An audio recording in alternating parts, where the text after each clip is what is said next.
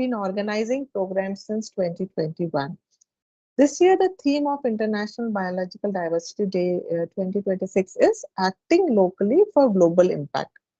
Accordingly, we have organized a program on the issues related to biodiversity with a special emphasis on IPR management for applications filed in our country, in India, and in foreign countries also. What are the requirements and what do we all need to do while we are filing IP application?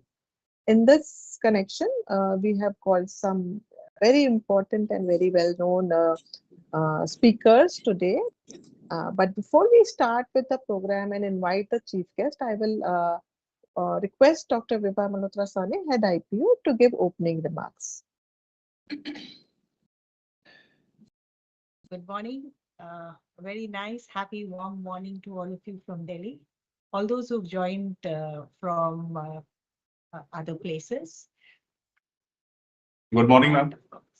Good morning and welcome. So, Bhanu, you can switch on your internet. The internet is working now. Sorry, we had internet problem at IP at Satsang Okay, I'll do that.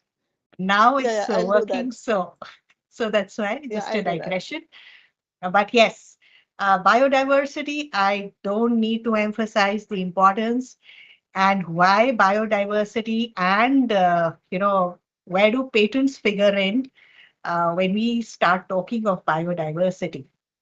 Okay, so this is where IPU, we've been doing this webinar just to enlighten our CSIR people where, why, and how we could use the biodiversity rules and regulations, and what are the requirements when we are filing patents, especially when we are using biological material. Okay, so and as everyone is aware, recently, of course, the rules and regulation concerning the Biodiversity Act as well as the Act itself, there were revisions.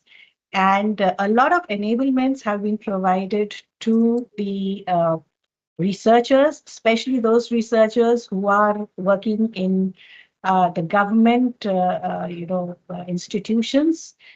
And of course, and it's only at the time of commercialization that we really need to pay any fees to commercialization, that the licensee has to pay fees to, NBA.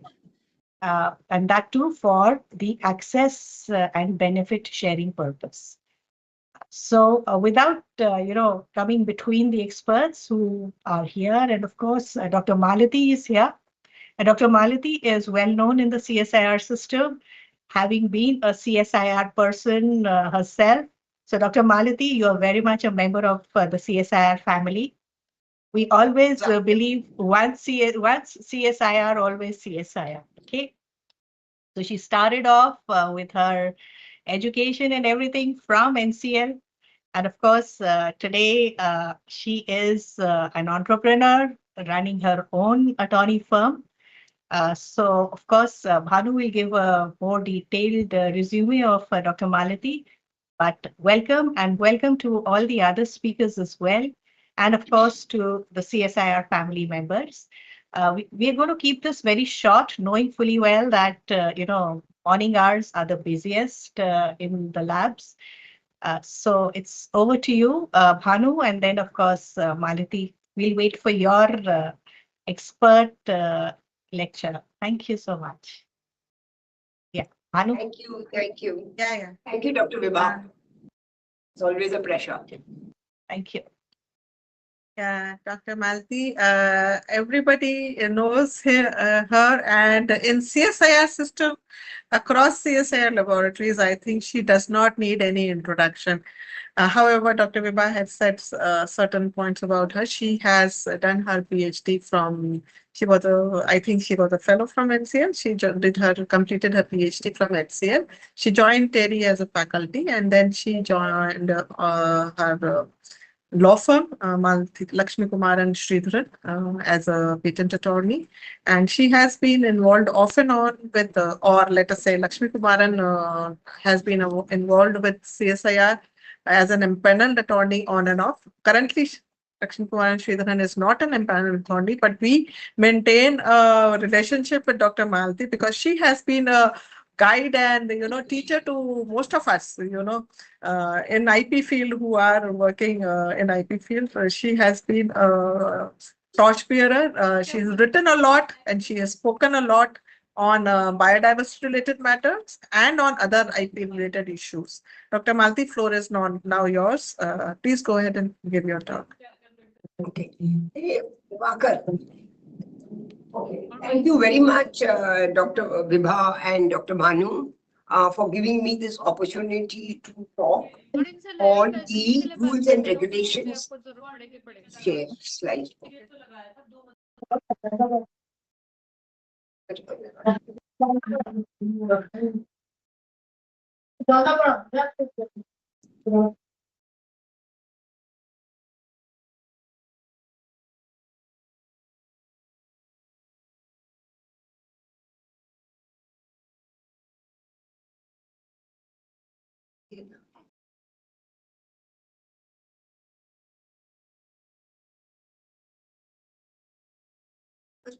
इसको full screen करो ना, full screen करो. I can't see them. Yeah, now it's fine. Is it fine? Yeah, it is fine.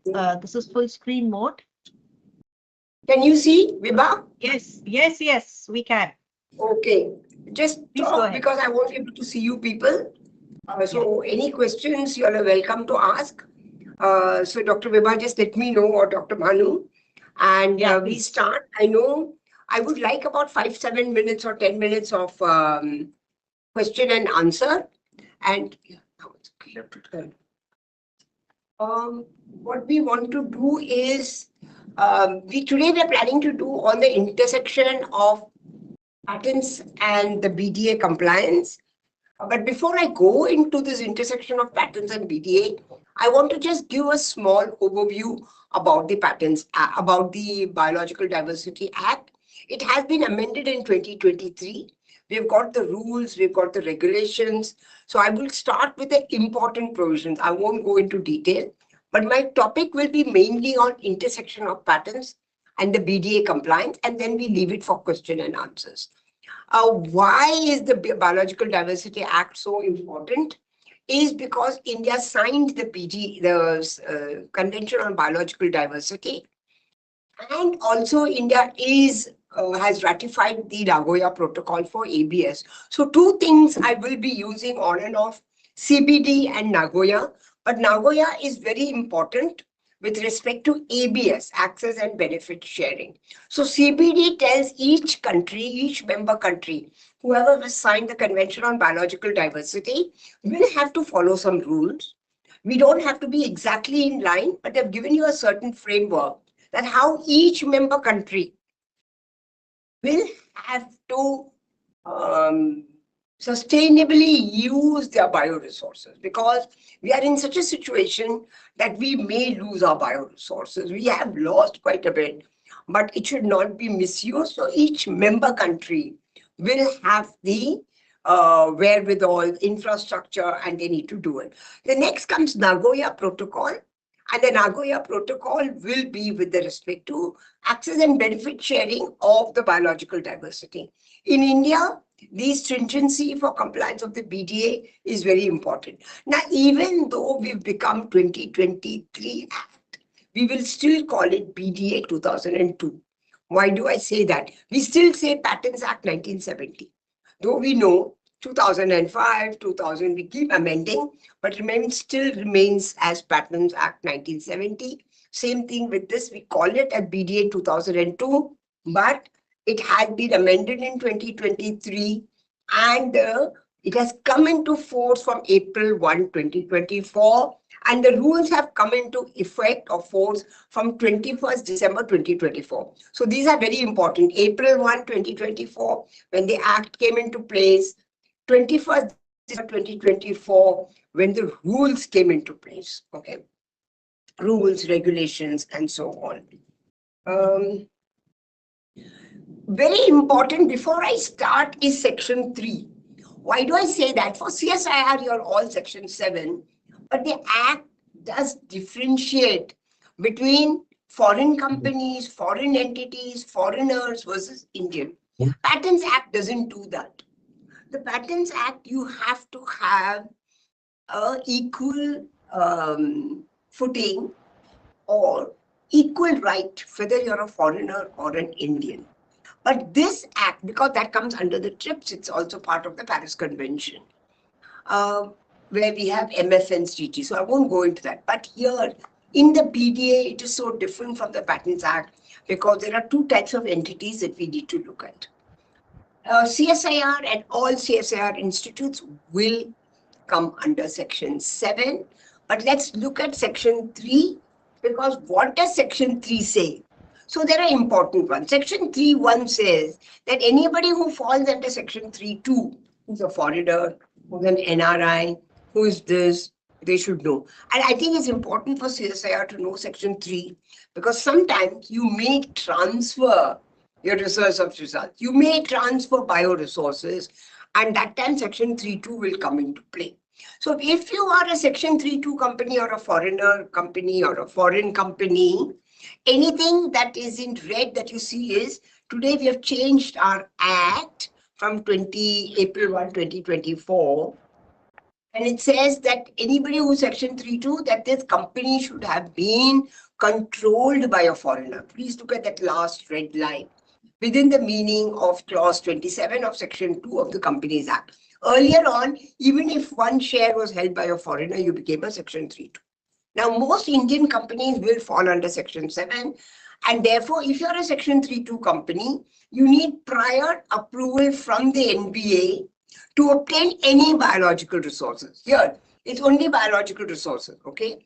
Occurring in India, any biological resources occurring in India. It doesn't talk about DSI, it doesn't talk about information, it talks about biological resources occurring in India or knowledge associated thereto. And what is a knowledge associated? It is a traditional knowledge, because CBD, under the CBD, knowledge associated thereto is traditional knowledge. For example, turmeric is known for wound healing. I may not have taken the biological resources, but I take that knowledge that turmeric is good for wound healing, or neem is a very good insecticide or a pesticide. That knowledge I use, and that knowledge I'm now using it in other places. So that knowledge, it does not mean actual compound or bioresource or material, but knowledge associated with that. So people cannot access biological resources occurring in India or the knowledge associated there too. These are Section 3.2 companies for research or for commercial utilization or for survey bio-utilization. But you, CSIR, falling under Section 7, you are free to use any biological resources for research. May not be for commercial utilization. I'll come to that in Section 7. But for research, you are free to do it. But you need to know that, because tomorrow, if you do transfer of research results, you will come to know what it is. I'm just going to quickly go through the definitions, and very quick, because you people have the act, you'll know about it very well. But what is a biological resources? Because I said Section 3.2 company, Section 7, biological resources word will keep coming and going. Biological resources means plants, animals, microorganisms or parts thereof, or their genetic material and derivatives. The word derivatives have been added in the new act. It was not there before. But you are excluding value-added products with actual or potential use or value for humanity, but does not include human genetic material. So if I use human genetic material, I do it, I am out of it, okay? But if I isolate a virus like COVID-19 from a human genetic material, that is still covered under the act, because it means plants, animals, microbes. Now, what is derivative? Why did they add derivative? Because this derivative meaning or definition has come in Nagoya Protocol, and we have ratified Nagoya Protocol. We signed it, then we ratified it. And therefore, the derivative means a naturally occurring biochemical compound or metabolism of biological resources, even if it does not contain functional units of hereditary. So anything like Taxol from Taxus baccata will be considered as a derivative, correct? Curcumin from turmeric will be considered as a derivative, even though it does not have any units of heredity, even though it doesn't contain DNA, RNA, and so on. But value-added products is exempted. If you say biological resources, it excludes value-added products. But in my last 20 years that I've been working with NBA from 2004, I have never got any exemption under value-added product. But what is value-added product means? Products which may contain portions or extracts of plants and animals in unrecognizable and physically inseparable form. So you may argue, but they're not going to give you the exemption under that. Research, you people, CSIR is exempt under research. I'm not going to go into research, biosurvey and bioutilization, but very important is commercial utilization. Why do I say that? Because Section 7 does cover commercial utilization, and commercial utilization means end user of biological resources. When I say end user, CSIR will be the end user of biological resources for commercial utilization. And what does it include? It can have others also, but it means drugs, industrial enzymes, food, flavor, fragrance, cosmetic emulsifiers, and genes used for improving crops, livestock through genetic intervention. Okay, so if you're going to do gene editing of rice, you're going to do gene editing of, say, brassica, gene editing of maize, anything will all get covered under commercial utilization. However, conventional breeding is out of the purview of the Act. And so anyone who's doing just backcross breeding or using traditional methods like cutting for propagation will be out. Traditional practices are out in agriculture, horticulture, poultry, dairy farming, animal husbandry, or beekeeping. However, whenever we go and we say honey should be out, because beekeeping is out, they say beekeeping is out, but honey is not out. So we will discuss that again. The reason is for CSIR, this definition of commercial utilization is important. And I just want to give, where did this commercial utilization come? See, we have got the reason why we say this is, where did this, we are saying that this is all come because of Nagoya Protocol, the ABS, correct? Now, utilization of genetic resources means to conduct research, development of genetic or biochemical composition of genetic resources, including through the application of biotechnology as defined under Article 2 of the Convention.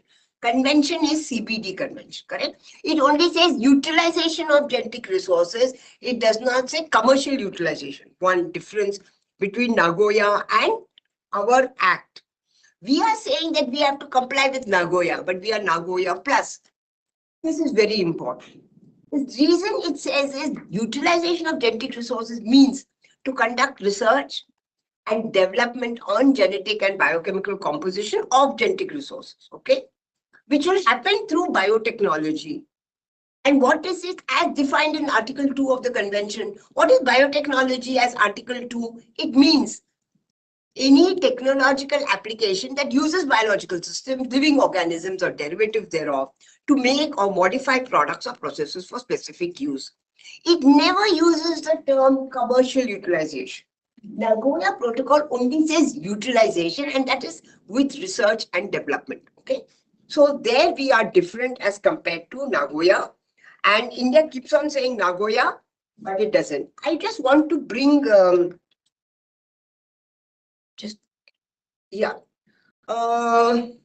let me go quickly to Section 7. So as I told you, CSIR falls under Section 7, and you need to only intimate the State Biodiversity Board for obtaining biological resource for commercial utilization. However, the present Act has gone beyond that. Even though the Section 7 of the Act, very important. When I say Section 7, it says all CSIR will fall under Section 7, okay?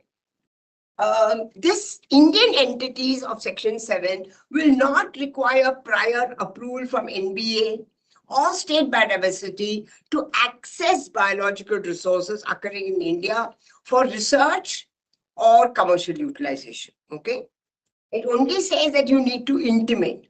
However, Indian entities are required to intimate the State Biodiversity Board for accessing any biological resources for commercial utilization under Section 7(1) of the Act. So Section 7(1) says, no person other than that covered under subsection 2 shall access any biological resources and its associate knowledge for commercial utilization without giving prior intimation to the State Biodiversity Board. And after that, they've added a very clause in the new act subject to section 23 and section 24. So let's look at it that I was telling you that section 7, you don't need to take approval from NBA or SBB for research, but you need to intimate State Biodiversity Board for biological resources for commercial utilization. And this is important because this has become very difficult and very important in the Act. I won't say difficult, but that is where it is. Now, I'm not talking about 3.2 because 3.2 will take prior approval. Let's look at section 7. So section 7, you can take any biological resources for research. As long as you're doing research, it's no problem.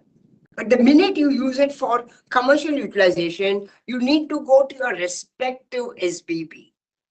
And respective SBB, if you are in Lucknow, you need to go to Uttar Pradesh State Biodiversity Board. If you are in Chennai, you need to go to Tamil Nadu State Biodiversity Board. Okay. If you are in West Bengal, then you go to West Bengal. If you're in Madhya Pradesh, you go to Madhya Pradesh. You can. It doesn't mean the headquarters is in Delhi and that only Delhi people have to come to Delhi State Biodiversity Board. Anyway, there's no Delhi State Biodiversity Board. Let us look at what the rule says. Form 1 and Form 2 is only for section 3.2. So I won't go into that. Section 7, I have already done. What are the exemptions under section 7? Codified traditional knowledge is exempt. Cultivated medicinal plants and its products is exempt.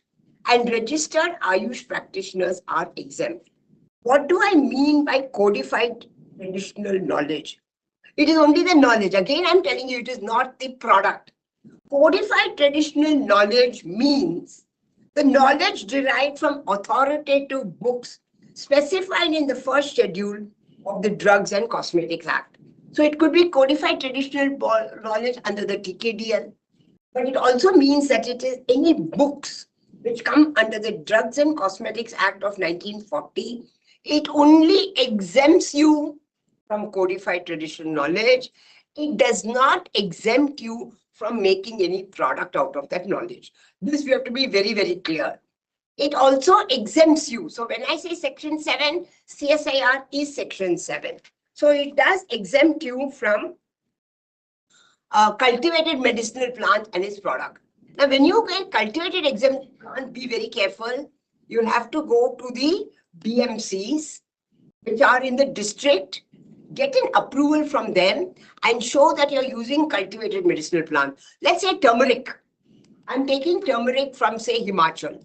Then you have to go to that location from where you're growing turmeric. Go to that BMCs, not SBB, there's something called as BMC.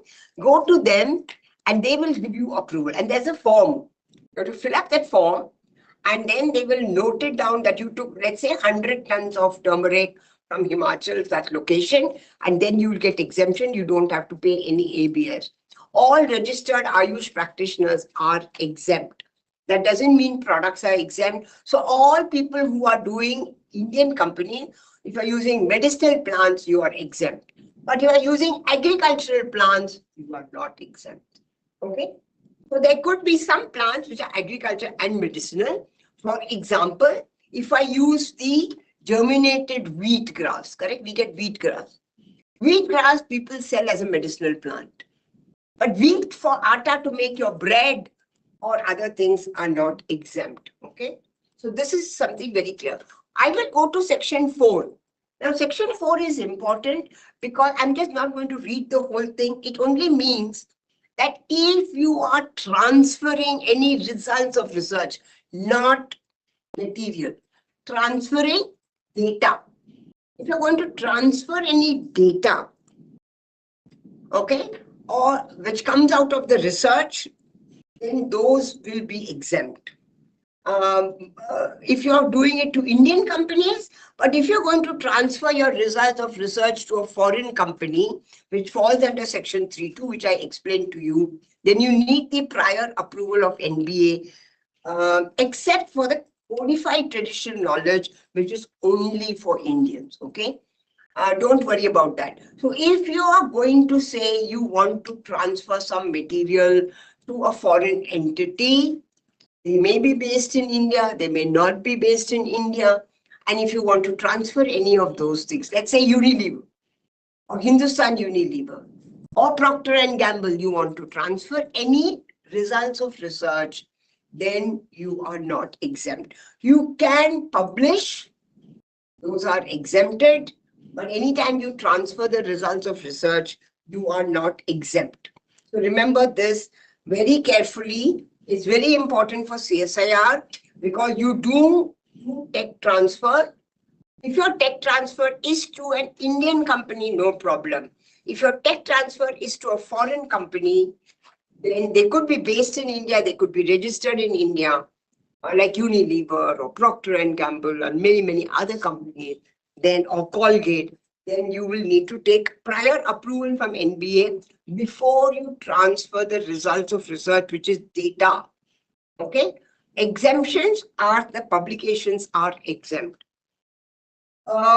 If you are transferring anything, you need Form 3, seeking prior approval, Form 4 for the transferee, Form 5, Form 6. I'm not going to go through this because this itself will take 1 hour. So remember, if you are going to transfer anything to a foreign entity, which is section 3.2, then Form 3, Form 4, Form 5, Form 6 will be applicable.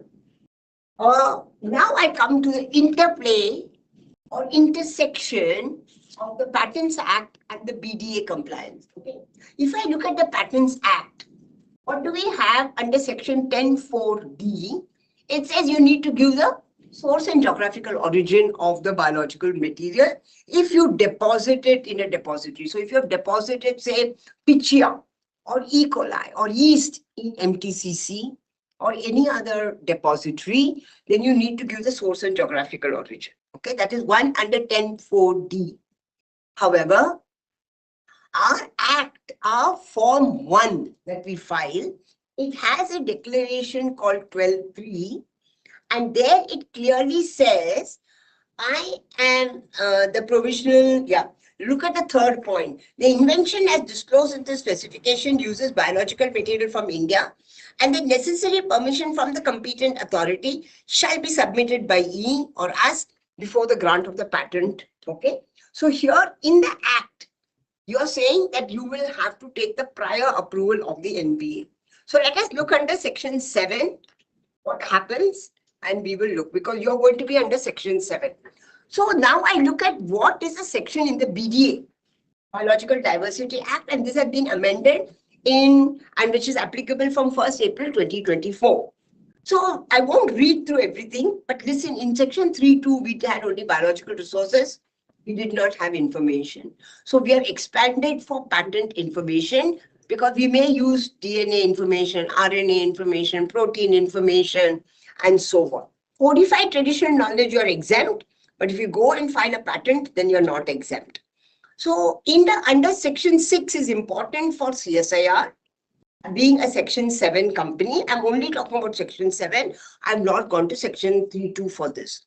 If you are a CSIR or section 7 company and you're coming up with any patent on a biological resources or information on a biological resources, then you need to register with the NBA before the grant of the IPR, not only in India or any other country. So section 7 entities, no prior approval required. You only need to register with NBA via Form 8 before the grant of the IP. So CSIR will file Form 8 for all the patent application that uses biological resources or information. Now, what comes under section 6(1)(b)? Okay, I went and registered myself. But if after registration you are coming for, let's say, prior approval for commercialization, at that time, you will need to take prior approval from NBA in the form of Form 9 at the time of commercial utilization. Are we clear? Diwakar देखो क्या हो रहा है? Are we clear? There we have Form 7 for foreigners, don't worry. Form 8 you will do for Section 7 companies. Section 7 companies will have to file Form 9 when you commercialize. But right now, under patents, you will have to only go and file Form 8 and register yourself. Okay. Section 40, you are exempt under Section 40 of the Act. So what does Section 40 of the Act say? Anything contained in this, you are exempt, right? They give you 421 plant species are there, which are exempt under the NTAC list. It says that you are exempt if you use it for commercialization, you use it for trading, including agricultural waste, but it has not been notified yet. It can be cultivated medicinal plants only for Section 7 companies, and you need to take a registration if you're going to do a patent. So what is Section 40? Section 40 says we are going to exempt certain biological resources. And in that 421 species have come. But they've made an exemption. They said here, no exemption shall be given for activities referred under subsections 1 and 2 of Section 6, means IPR. If you go and file a patent, including in any of these 421 species. So let me say you have apple, or you have rice, or you have maize or brassica, and you've done research on it and you find a patent on it, you will not get exemption and you have to go to NBA and register yourself under Form 8. Each and every patent application you have to go and register. It is not like that CSIR will go and register itself with PTA. No. Every application, you have to file Form 8. And for every application, if you have come up with a patent, granted patent, and you commercialize, you need to go under Form 9. There are other forms if you do tech transfer.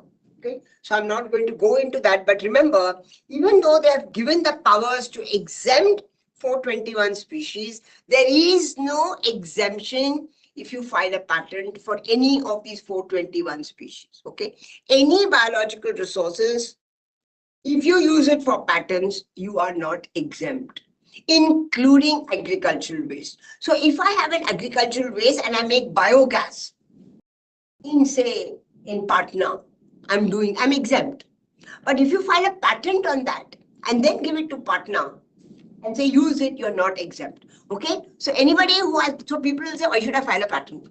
Without the patent, I'm exempt. With the patent, I'm not exempt. So remember that we have to be very careful. But patents have its own value. Why do I say it has its value? Because if I have a patent, I can do tech transfer and I can get royalties out of it. I can get money out of it. I can make tons of money if it is transferred or use it. You get royalty, you get upfront payment, and so on. Here is the difference. Including agricultural waste, all the 421 species, if you use it only for commercial utilization, you may be exempt, but you are not exempt for patent. Okay? Are we clear? People will say, Section 7, what does it say? Research, you are exempt. But commercial utilization, you are not exempt. You have to intimate the respective state biodiversity board. Okay, if you use cultivated medicinal plants, you are exempt. But you have to go to BMC and take an approval from them and say, yes, you have taken so many tons of turmeric or rice, or wheat, and therefore you're exempt. It is not an exempt for agricultural plants. Okay, so there are two differences. If you file a patent, no exemption. If you don't file a patent, you may get exemption, but intimate the State Biodiversity Board, and they may then come and say, oh, you're making money out of it. So please make payment. Okay. So we will go into that as well. So here, just to give you a summary, research, Section 7 people are exempt. Biosurvey, bioutilization, Section 7 people are exempt. Commercial utilization, Section 7, you have to intimate the State Biodiversity Board. Section 6 is for patents. I'm only looking at Section 7. You have to register with NBA before the grant for each and every patent application. NBA approval you need under Form 9 for time of commercialization. Okay, Form 8 and Form 9. Transfer of research results, which I showed under Section 4, you need to go to NBA. There's no point in going to SBB. You need to go there. Are we clear? How much time do I have? I thought I will stop. You have These 5 are more the minutes. 5 more minutes, okay? Yeah. There are certain regulations with respect to ABS. ABS is governed by Nagoya. There can be upfront payment, there can be commercial utilization payment, transfer of research results, and commercial utilization. I won't go into this, but I will just explain this to you. This may be very important, not only for Section 3, but also for Section 7. If CSIR is going to commercially utilize certain things and your turnover is more than 250 crores, you have to pay 0.6% to the State Biodiversity Board. Okay. Section 3 companies will go to NBA. Section 7 companies will have to make this payment. Okay. If you're a startup, there is nil. 5 crores and above is your turnover. It's not the turnover of your product. It is a turnover of your company. So if your turnover of your company is less than 5 crores, you don't have to pay any money on access benefit sharing like startups. But if you're 5 crore to 50 crore company, 0.2%, including universities, everyone. If you're 50 crores and 250 crores, 0.4%. And if you're over 250 crores, you have to pay 0.6%. So let me say that there's a company which puts aloe vera in a shampoo, and you're a big company like Colgate, or you're like Hindustan Unilever, which is more than 250 crores. They have to pay 0.6% on the final product minus the government taxes. And this is also applicable for all CSIR and Form 7 companies as well. This is the same thing. Entities must apply if they want to do it. Traditional knowledge, if it is there, it will increase by 25%. If IPR is revoked or ceases, and the applicant continues to use the biological resources commercially, fresh approval is required under Rule 13 and the benefit sharing under Regulation 4, which I showed you. If IPR is licensed or assigned to a third party, whether it's an Indian or a foreign, you need to do benefit sharing. And I thought this was very important for CSIR.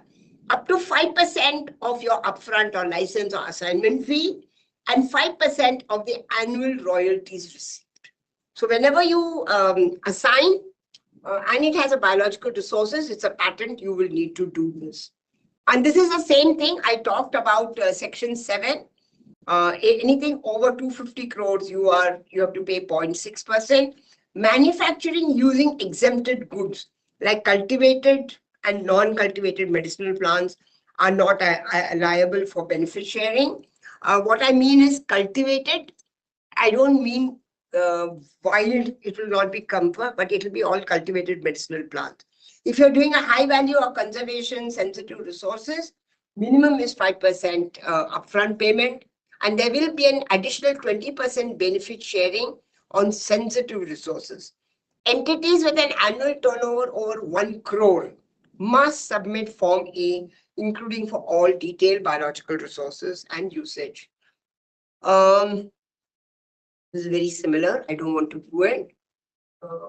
So if you are transferring, this is at Section 4, if CSIR is going to transfer any research results to a foreign entity that comes under Section 3.2, you need to share both monetary and non-monetary benefits with NBA. It can be monetary, it can be non-monetary, but I've never seen them come up with any non-monetary. If the transfer involves monetary consideration, then up to 5% of the amount must be paid to NBA.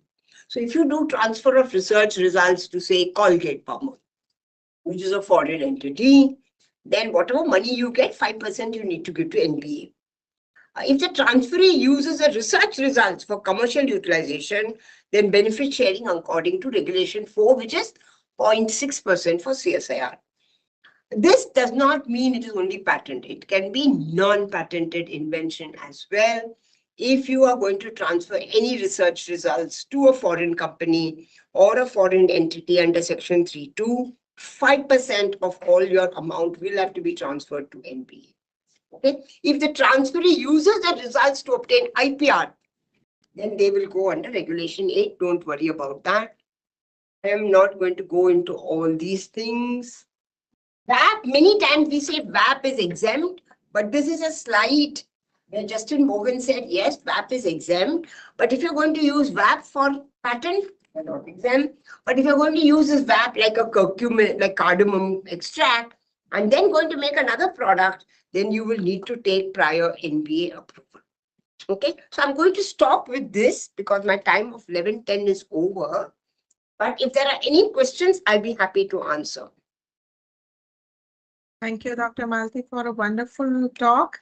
And you have covered the entire, spectrum of New Biodiversity Act and rules.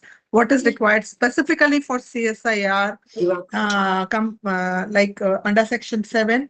What will require when will be required to take permission from NBA, and what is exempt specifically for medicinal plant, cultivated medicinal plant, and value added products that you said that if you are having some extraction like oils or essential oils extracted from cloves or cardamom, something like that, then you need to include that as a biological resource. Even waste, agri waste is not exempt if it is biological resources, and if we are commercially transferring it to a company. So CSIR may be exempt from taking permission for filing IPRs, but we are not exempt from commercial results of the IPR. If we are transferring it, then we need to take permission from NBA, and we need to then sign an ABS agreement, and 0.6%, as you said, we need to pay. We come in under certain bracket of, companies or organizations which make money out of commercial utilization of our research, then we need to. Even universities and government organization are not exempt. Commercial organization at all are not exempt. So very, very, very elucidating talk. And I will now request Yogesh, Dr. Yogesh Toble to take a Q&R session. Dr. Yogesh? Singh from IHPT, he has a question. Yeah, Yogesh so can just Yogesh. coordinate. Hello. Yes. Yeah, and any questions from the audience? Yes, yes. I can Dr. see. Yogesh? I can see some. Yeah, go ahead. Yes, thank you. Thank you very much. Thank you very much, Dr. Malti. So it's a very wonderful talk and very elaborative. I know you from PhD days. I'm from CSI Ashwati Palampur. So I have one question actually that is very relevant to. We lost I you. can't hear. So maybe you could repeat. I can't hear you, Dr. Dharam Singh. Okay. Oh, now come. Let Yeah, me correct. try. Now I can hear you. Come. Is it okay now? Yes, it's okay. Yeah. So I am from CSR Ashwati Palampur. So I have a question that is very relevant to our research area. I just would like to let you know that CSR Ashwati has brought some planting material from the foreign, like just like hing and monk fruit. And now we are coming up with some patent applications, and while filing, actually, this is not registered with the NBA. So what regulation actually, in this case, actually, we really want to go for the patenting? So if you are going to file a patent, did you say that the material is from foreign country or from Indian country? Yeah. From India? It's seeds, they are brought from the actually foreign country, but they are not yet registered with the NBA. Yeah, correct. So if you are using a foreign material, into India, correct? Let's say rosemary. I'm just giving an example, okay? Yeah. I'm giving an example. I don't know which material it is, but let's say I take rosemary, correct? Mhm. Now, if I have rosemary, I'm just going to come to that provisions under the Act. So it is 36A. Under section 36A of the Act. Yes, under section 36A of the Act. Now, if you're using any foreign material, correct, Dr. Dharam Singh, you're using a foreign material, correct? Yeah. And you have it imported from foreign country, you would have either come through NBPGR or you would have had a PEQ, this thing, you would have had one, you would have had an import license. Second, you would have had a PEQ clearance, correct? All that you went through. Yes. Keep all those documents ready because I didn't cover today for want of time, but anybody using any foreign material, whether it is a plant, a microbe, a virus, or anything you've imported from a foreign country, you need to inform the NBA. Okay. And when only after a certain date, and the date is 21st December 2024. If you have imported anything prior to 21st December 2024, you are exempt. But any material you import after 21st December 2024, then you need to go under Form 10 and apply to NBA and give all the details like your import permit, your PQ and all that, and say, I have legally imported, let's say, rosemary plants from France. I'm just giving. Then you don't have to pay ABS. However, you may have to pay ABS to France. That we will talk later. So any foreign material. So there may be many labs in CSIR, and you apply under Form 8 for your patent. Your patent will have some Indian material, but let's say you Pichia from in vitro gen, or you took Pichia from a lab in the US. You need to inform in Form 8 that I have taken this material from India, but I've also taken this material from France, from US, and so on. It is not about commercial utilization, but it is about a patent. The minute you file that, you have to file Form 10. Now, Form 8 is for Indian. You register yourself, I've got a patent. But in that, every biological resource that you've used in your patent, you need to get it covered Indian, foreign, Indian. No problem. You don't need prior approval of NBA. You don't need prior approval of NBA even for anything which is foreign, but you need to inform NBA. NBA, if you say, I got it from France, they will let a letter to France and say, have you taken approval from France for use of that thing? So it has become a little more complicated. And that is why I said in the Nagoya Protocol, utilization means research and development. It does not mean commercial utilization. And so that's a whole topic by itself. It will take half an hour to 40 minutes. But Dharam Singh and you and I, we can talk about it. But any foreign material that CSIR is using and you have imported after 21st December 2024, you need to go to NBA and inform them in Form 10. Thank you. Form 10. Yeah. Thank you. Thank you very much for your very well explanation. Yeah, we have one. Yeah, we have one question from in the chat box. At what stage of a patent filing NBA Form 8 has to be filed?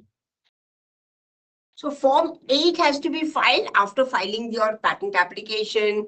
You've got your FER because you may want to abandon sometime. After your first examination report comes, you will get one objection. Provide the source and geographical origin and get NBA approval. So when you get your FER, the attorneys or the scientists working on the first examination report will have to apply under Form 8 and just register for that patent application. So FER, you have 6 months time, 3 months extension, 9 months. So I'm thinking within 6 months, in the 4th or the 5th month, when you file your response, also file a Form 8. It's very easy, no problem. But for every material, every material that you ask, they will ask you where did you get it from. Okay? And if you use any foreign, material, then they'll ask you to put under Form 10. Have I answered your question, Yogesh? Yeah. Sure. Thank you very much. Now, Dr. Shikha would like to ask you a question. Yes, Yeah, good Shika. Nice afternoon, to see you, ma'am. Shika. Thank you so much for the nice presentation. Ma'am, my question is that you talked about tech transfer to foreign entities. If CSR is doing a technology transfer or a licensing to a foreign entity, then we have to take permission. What about the collaborative agreements we do with the foreign entities? In that case, do we need to take a prior information that we are doing a collaboration, or we take permission only at the time of tech transfer? Okay, so that there is a little issue here with respect to collaborative. So section 5 for collaborative research projects, you're exempt. Okay. Yeah. However, let me tell you that if you have a collaborative research projects, there are certain conditions that you need to specify. And what are those conditions? Has the government of India issued any guidelines, any notification to say these are the following collaborative research projects that have been exempt? So for one of our universities, which had a collaborative project with a foreign entity, a foreign university, they said, show me a notification by Government of India that this collaborative project is exempt. And one of the entity was DBT. So they went after DBT, even though DBT funded this project. It was an Indo something project. So section 5, one of you can do it. It says that is there any conform to the policy guidelines issued by the central government on his behalf, and that collaborative project has to be approved. So if you're going for a collaborative project, Shika, please go to the Government of India.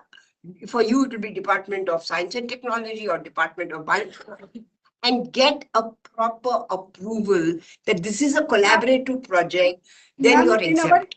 in our case, head of CSR, that is DG CSR, approves all the international projects or collaborative agreements or MOUs. So will that suffice for us? I don't know because CSIR is not Government of India. No, she So for in me, I capacity don't of think Secretary CSIR. DSIR. That could be Secretary DSIR. Is he part of DST? Then you're exempt. I am not sure. DSIR will be exempt, but I don't know. I have no idea, Shika. DBT, they would not allow Another confusion which I have after listening to your talk is that you mentioned that previously my understanding was that if CSR is getting some material for R&D purposes, then we don't need any approval from either the NBA or the SBB. But now what I understood from the talk is that if we are collecting some material, even for R&D purposes, then we have to intimate the SBB. No. Sorry.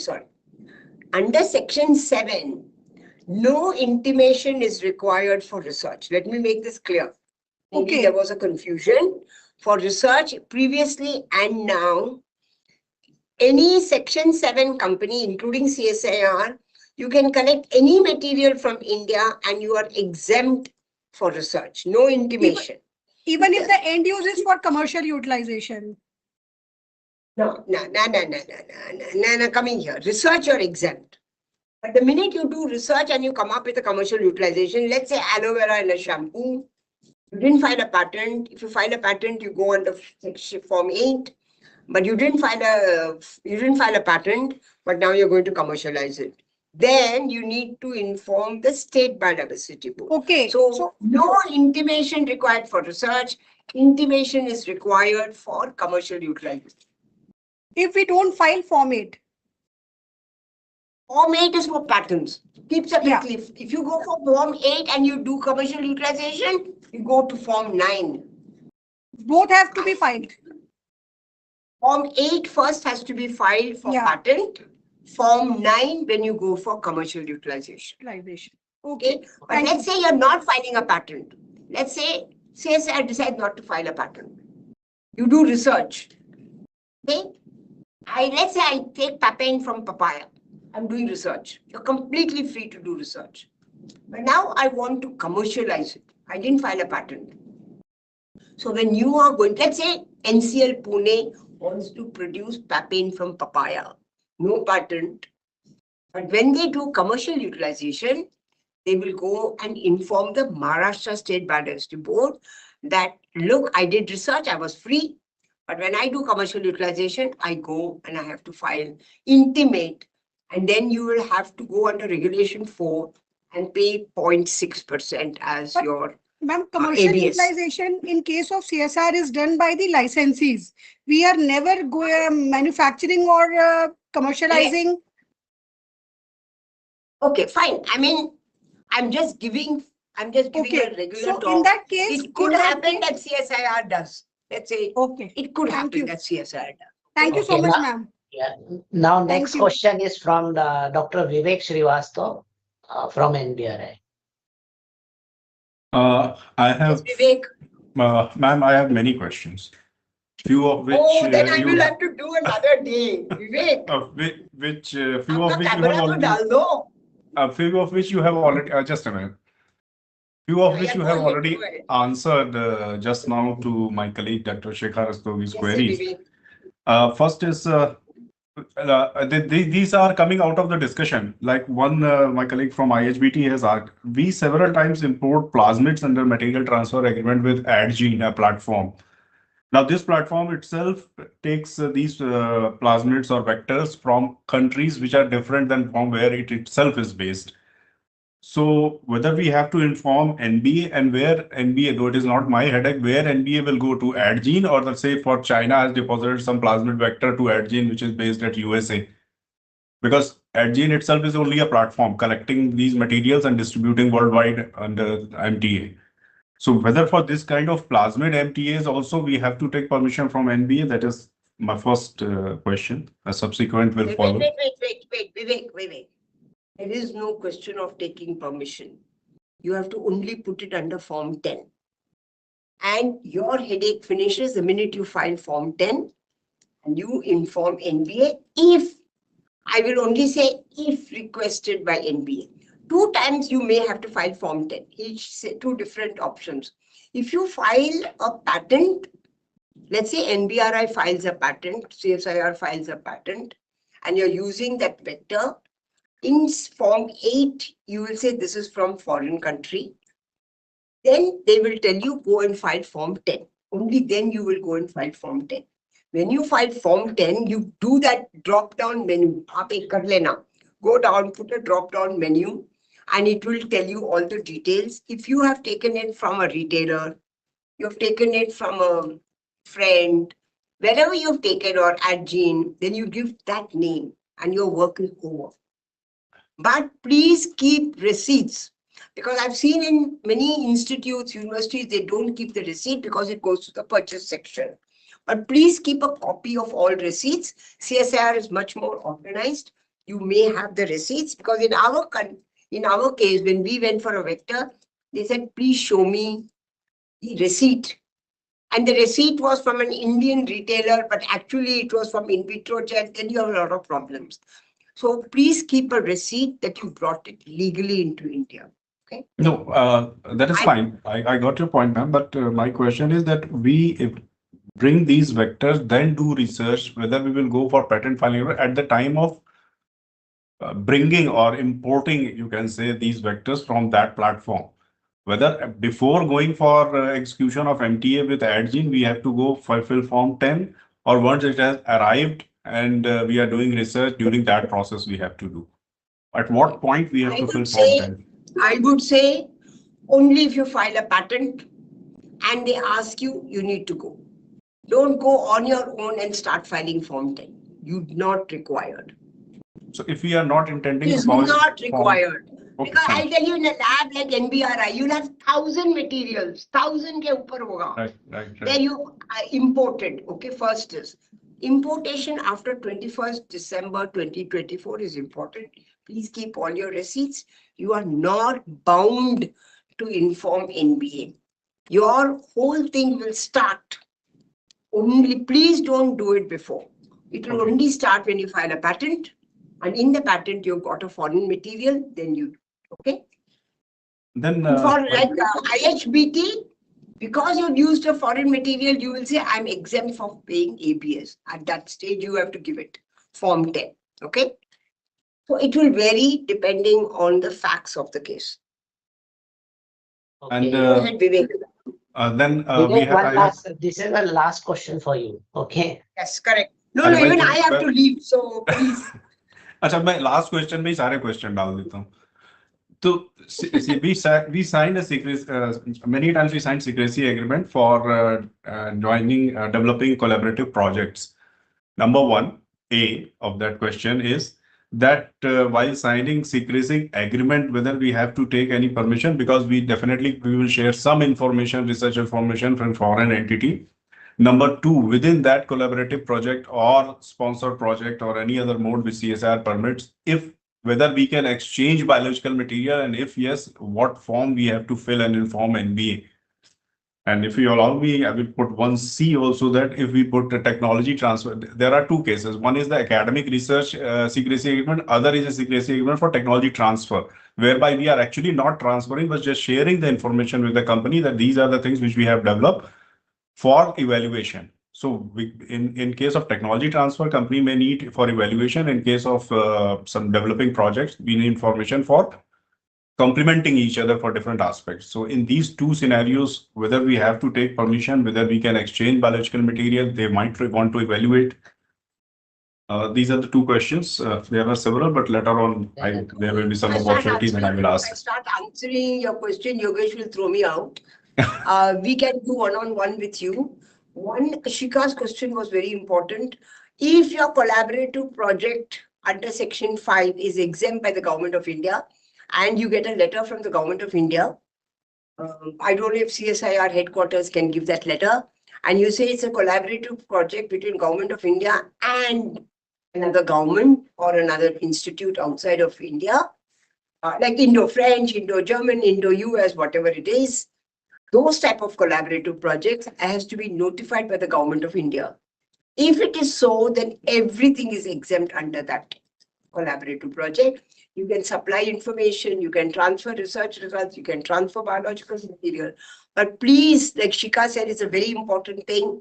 And I'd also tell Dr. Vibha to look at all the collaborative projects that CSIR is doing.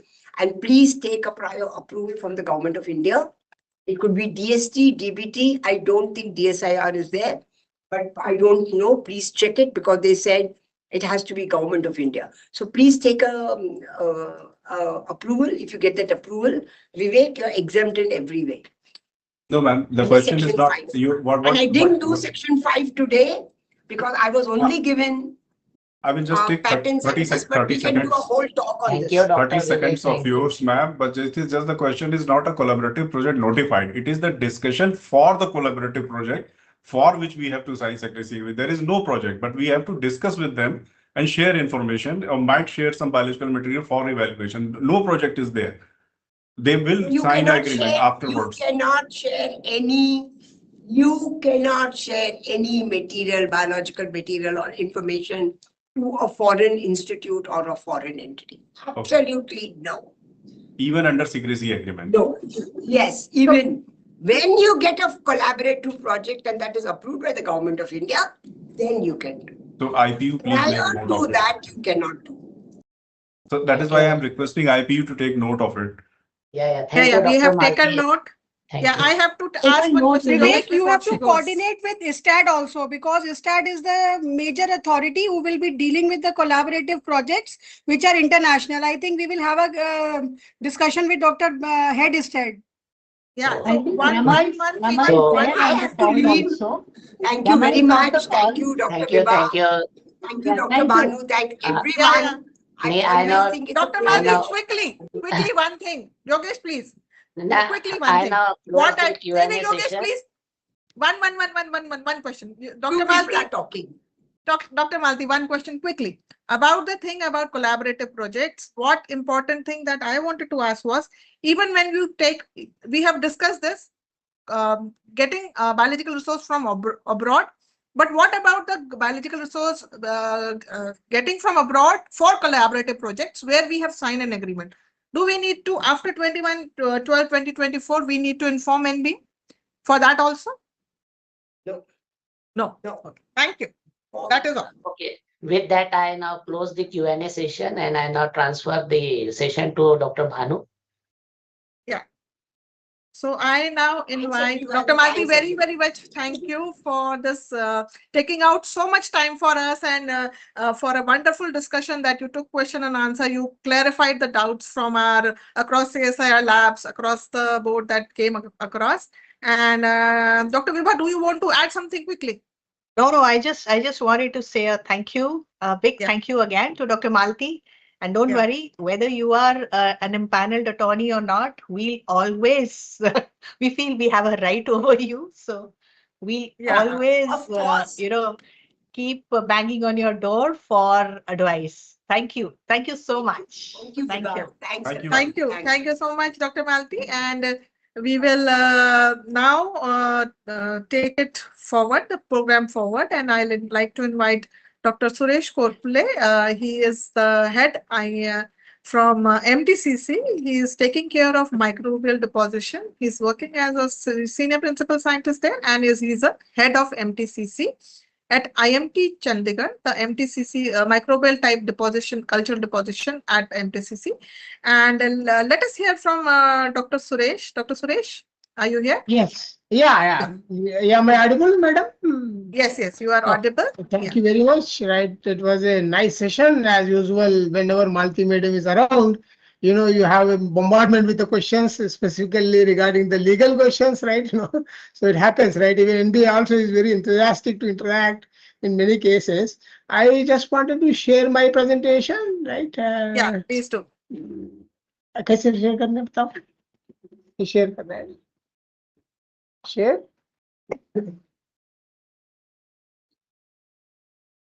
मेरे को इसके enter screen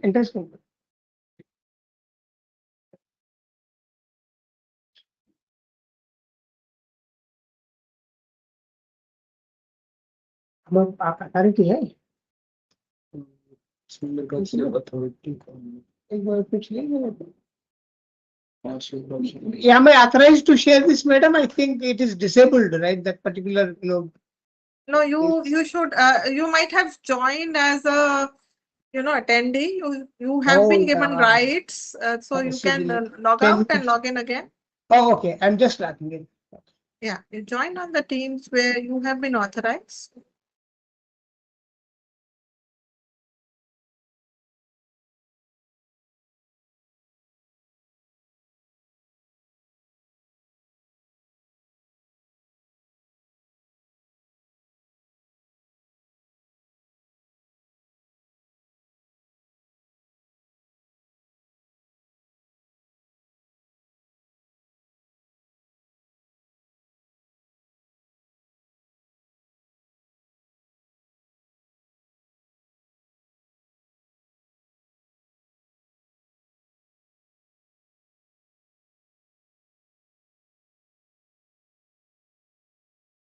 Yeah. Share them. Yeah. Screen share. अब screen share. अभी क्या करूं? अब आप PPT launch करेंगे. Screen share. इसको share. Can you see my slides, madam? We can. Yeah. We can. It's visible. Oh, thank you very much. I'm sorry for this mess up initially, and my sincere thanks to Bhanu madam and as well as Vibha madam, right, for this opportunity. Yeah. So I am actually looking after microbial type culture collection, which is a division located in Institute of Microbial Technology, and this particular culture collection is actually recognized as a international depository authority, and I'll be discussing what exactly it in coming slides. So at present I am heading this particular department, and I'm looking after various microbial cultures preservation. So this particular department was established in the year. Are my slides are moving, madam? No. No, it is not moving. Can you? It is not moved. You are on the first slide, as far as I can see. Yeah, now it is moving. Okay, sure. So yeah. So overall, I will discuss about the biodiversity, and then I will also discuss about the role of NBA, actually, what exactly is the NBA, and some glimpses on that. So the biodiversity is defined as an extraordinary variety of all living forms that are present on the earth, right? So it includes plants, animals, and microbes, right? So if you look at it as a scale of organization, right? So ecological diversity is very important. Biosphere as the entire health, and biome is actually as a big land areas which are actually observed on the earth, right? So similarly, the ecosystem is constitute of interactions between the living beings and non-living beings in a particular system, and patch and habitat which are interchangeable, and they are actually depends upon the existence of one single species and its interaction with the environment. So if you look at the species diversity, because genetic, species, ecological is the main composition of the diversity, and species diversity, the classification is very well known that it starts with the kingdom, phylum, class, order, genus, family. Family, genus, and species. Species is being the unit of life. So any life is defined, species as the unit. So we as a Homo sapien, we are very well known. Similarly, bacteria, Staphylococcus aureus, it is known as, or Mangifera indica, a mango tree. It's also known as a, scientific terms. So coming to genetic diversity, it includes the cells and molecules. Specifically, it focuses on the genetic material and its composition and genetic population studies. So when we look at the classification, right, plants and animals being a macro, animals, right, they can be classified based on the morphology, and we know very well there's a lot of that herbarium that we prepare during our education, and we classify these plants, and then we actually type them, even we actually make them as a varieties also, right, when we specifically when we go for the hybridization, or or the these breeding studies, etc. And we actually give a specific name, and we can actually classify up to the variety, not the species or subspecies, but we can go up to the varieties. So similarly, if you go for the wildlife or animals, right, we know very well, right, we actually know what the birds, right, we may not be having a good understanding about all the birds, right, but we know very well that if you look at it, this particular bird, we can recognize it as a peacock, right, but nobody can say it is a crow, right, so the morphology, right, similarly, this one is a tiger, right, but see, the morphological traits are so much evolved, right, in the animal kingdom, or the higher forms of the life, that clearly it is distinguished, right, and this is much evolved to the strain level when we go for the human beings, right, because there we actually distinct person is recognized as a specific as a specific entity, or with a specific name, right, so that's where as it is growing, right, so evolving, right, so we are distinct features. But the problem is with the microbes, right? Microbes having very limited, morphological structures, right? So when we look at bacterial kingdom, right, there are only four morphologies that usually exist. They either appear in the as a cocci space shape, or they appear as a rod shape, or a comma shape, or a spiral shape, right? These are the four basic structures that you actually identify in the bacteria. And this organism, you cannot say whether it is a Pseudomonas, E. coli, Bacillus, Trophomonas, Klebsiella, Proteus, right? Why? Because all of them, they actually having the rod shape. So the classification of the microbes, first of all, they are not seen with the naked eye, and also they require, some kind of magnification, and they are difficult to cultivation. So it is a complicated story for the microbes. So for the classification of microbes, there is a set of parameters are usually used, and this particular classification is called as a polyphasic taxonomy, where you actually consider phenotypic properties, including the biochemical, morphological, physiological, and chemotaxonomy, integrated with genetic properties or genetic features, such as the similarity between the DNA sequence between one organism to another organism, whether it is actually falling beyond the threshold values of a species delineation, which is considered to be 70% as a golden mark. So based on all these characteristics, people actually have they assessed, right? Different studies actually assessed what is the number of total biodiversity existing on the earth, and as well as the microbial diversity that is existing on the earth. So if you look at the numbers, most of these higher life forms like plants and vertebrates, they're almost studied because the majority of their percentage known species are already revealed and documented.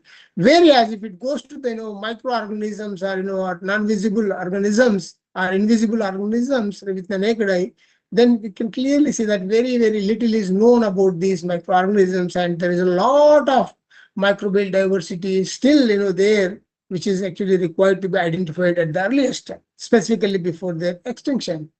Why I said extinction? Because there are a lot of threats to the biodiversity, and these are considered as causing the extinction of the species.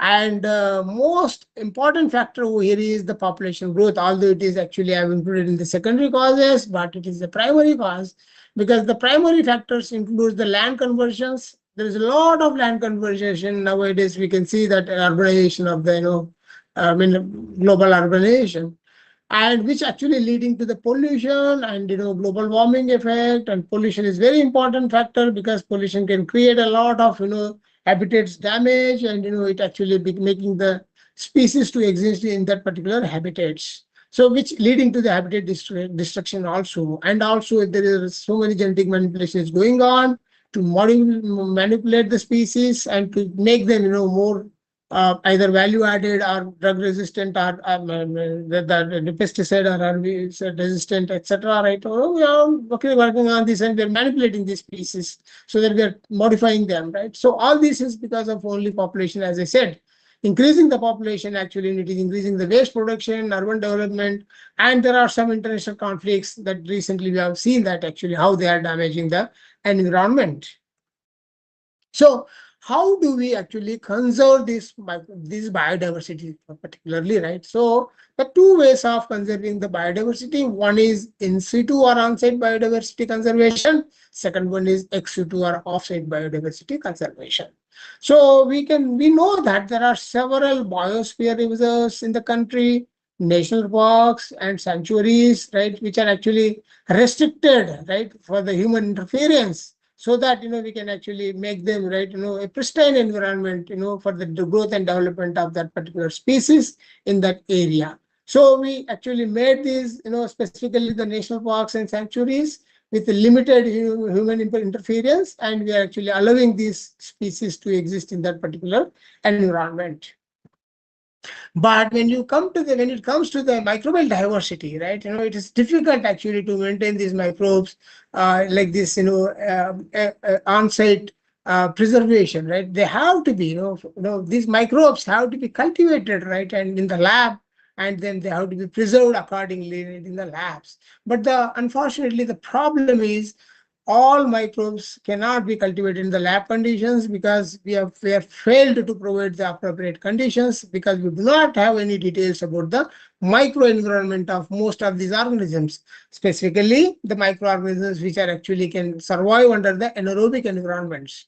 So considering all these problems, but still people are actually working on cultivating these microorganisms, and there are more than 800 microbial culture collections, right, that are actually established across the globe. And amongst them, almost 750 are actually having the association with the WFCC, which is called as World Federation for Culture Collections. And WFCC is associated with the WDCM, which is World Data Center for Microorganisms. This is very important because World Data Center for Microorganisms actually maintains the record of information on these microorganisms present in different culture collections. So basically, the WDCM is actually maintaining a global catalog of microorganisms. That's called as GCM, right? So in this GCM, now there are about 154 countries have joined. Earlier in 2012, it was only 36 countries, but now the number is increasing. This is all because of the Biodiversity Act and implementation of the restrictions in sharing the biological resources. So these all are actually causing a lot of problem for the countries because they have to carry out various microbial assays, right, which actually essentially requires different microorganisms to be used, right, to actually market the industry products and to use the raw material in the industry. So all these problems are there. right? So therefore, it is very important, right? That we have to be a part of this, world, global catalog of microorganisms. And there are 32 such culture, microbial culture collections exist in India, with a total collection of 1,97,000 and plus microbial strains. But not all these culture collections are into the business, but there are only 5 culture collections are there actually which are actively involved, like MTCC, MCC, MCM, and NAMCC and NCAM. They are actually involved into the business, and they are actually sharing the culture, they are supplying the cultures, and they are actually maintaining these cultures in their culture collections. So as I said, that MTCC, right, is an International Deposit Authority. Actually, it is recognized by the WIPO, and its main important objectives are ex situ conservation, as I said, and authenticating these microbes for different purposes. So MTCC, established in the year of 1986 in a small lab in the previous facility of MTech when it started in 1984, and then it was recognized as an IDA in the year 2002, and it's the first IDA in the country. And later on, 2 more culture collections have been recognized as IDA by WIPO. That includes NCMR of Pune and NAMCC of Mau, Uttar Pradesh. And in 2016, we actually moved to our own premises, right? Because IDA is essentially requires in its own premises. So inside the Institute of Microbial Technology, now we are actually existing in a different building as exclusively MTCC activities. So basically, we are serving to the country from 1986 onwards. So what we do at MTCC is, any researcher can actually deposit their microbes with us, and all the details provided by, like actually as Manti madam mentioned, that you have to provide all the details. That's very important, because this is what is made in the subsequent this metadata, right? This data is very important, very crucial to claim either patents or to provide the information to NBA and everything, right? So therefore we actually get all information from the customer, and they are the depositor, and then we accept their cultures in the pure form. I can show you here that we actually usually check the purity on a culture plate, and when cultures are received in the plate on the and in a slant and anything, but after the checking the purity, then we confirm the identity of this organism by performing a 16S RNA gene sequence in our facility, in addition to whatever that you claim. So we ask you to share the 16S RNA sequence information, and we actually perform it, and we align both the sequences, and we'll check what is the genetic purity of these both cultures, whether they are identical or not. If they're identical, then we actually process it for the deposition process. And there are 3 types of the deposits are there in MTCC. One is the general deposit, another one is the IDR patent deposit. Apart from this IDA patent deposit, there is one more deposit is also available, that's called as safe deposit under the limited supply deposits. So in general deposit, whenever a customer is actually, our depositor is depositing the organism, then it is actually supplied to all to the different researchers, basically for to use them for the basic research, or to use them as a reference microbial strain to carry out some kind of assays, right? So basically general deposit, we are right now, we get the rights to supply these strains, but underline that only for the basic research, not for the commercialization. And whenever the people wanted to get back with the commercialization aspect, now we are actually having the guidelines which are approved by the CSIR and as well as DPT. So now we are going ahead, including the depositors' rights also, right? Whatever the depositor rights are there that they can claim, but it is to be implemented. So similarly, in IDA patent deposit is like, whenever you actually claim a bioresource in your patent, it is essentially required to be deposited with a IDA. So since we are recognized as IDA, you can actually deposit it with us, and then we will provide an accession number, and the same accession number you can actually mention in your patent. And that is essentially required. It's a prerequisite of a patent. Before granting a patent, they requires these things. And safe deposit is like a bank locker. You give us the strain, we will not check anything, and we'll only give back to you an ampoule and ask you to check the identity. Once you confirm it is the same organism, then we'll keep it, in our locker, and whenever you want, you can actually take these strains. But these two deposits are kind of, they're, paid deposits, and you have to pay for this. So MTCC at present, it has more than 14,500 strains in its collection, and they are belongs to the various genera and species, and different strains are also there. And apart from that, we also have about 360 plus clinical strains and 145 plasmids. And the total number of patented strains in MTCC has already crossed 2000 mark, and now we are actually increasingly getting these organisms under this particular category of these IDA deposits. And type strains available are 1347. But what is important, unique feature of MTCC is we have equivalent strains. We have about 2600 plus equivalent strains. As I said that, in WDCM, they publish, this catalog where MTCC strain number 1 is equal to ADCC 36, DSMB at 56, and go on, right? JCM or KCTC, etc. So that means, these all organisms are equivalent. Specifically, the type strains are usually, shared between the different culture collections. But now NBA has, implemented strict, restrictions on this. But in the past, before implementation of Nagoya protocol, we used to exchange the strains, and these are strains which are exchanged right between the culture collections were already kept under the culture collection, and now these microorganisms, right, can be used for to develop them as a reference strains, because reference strains usually the international strains. Earlier, ADCC used to be the standard, but now it is mentioned with the WDCA.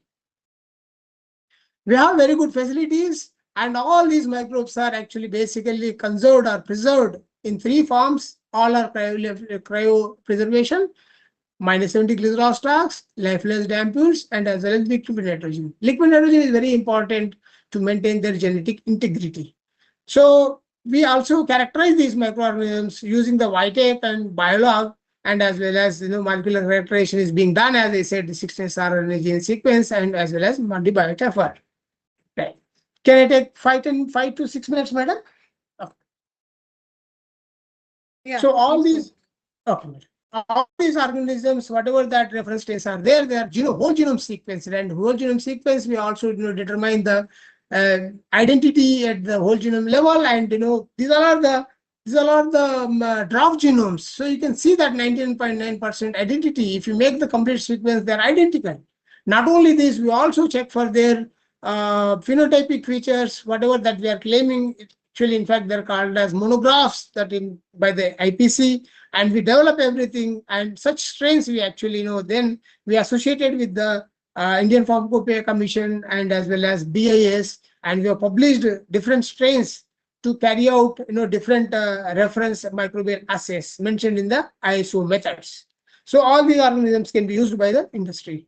So these are the services provided by MTCC. Already I mentioned, and huge number of customers. Right, this is actually active customers.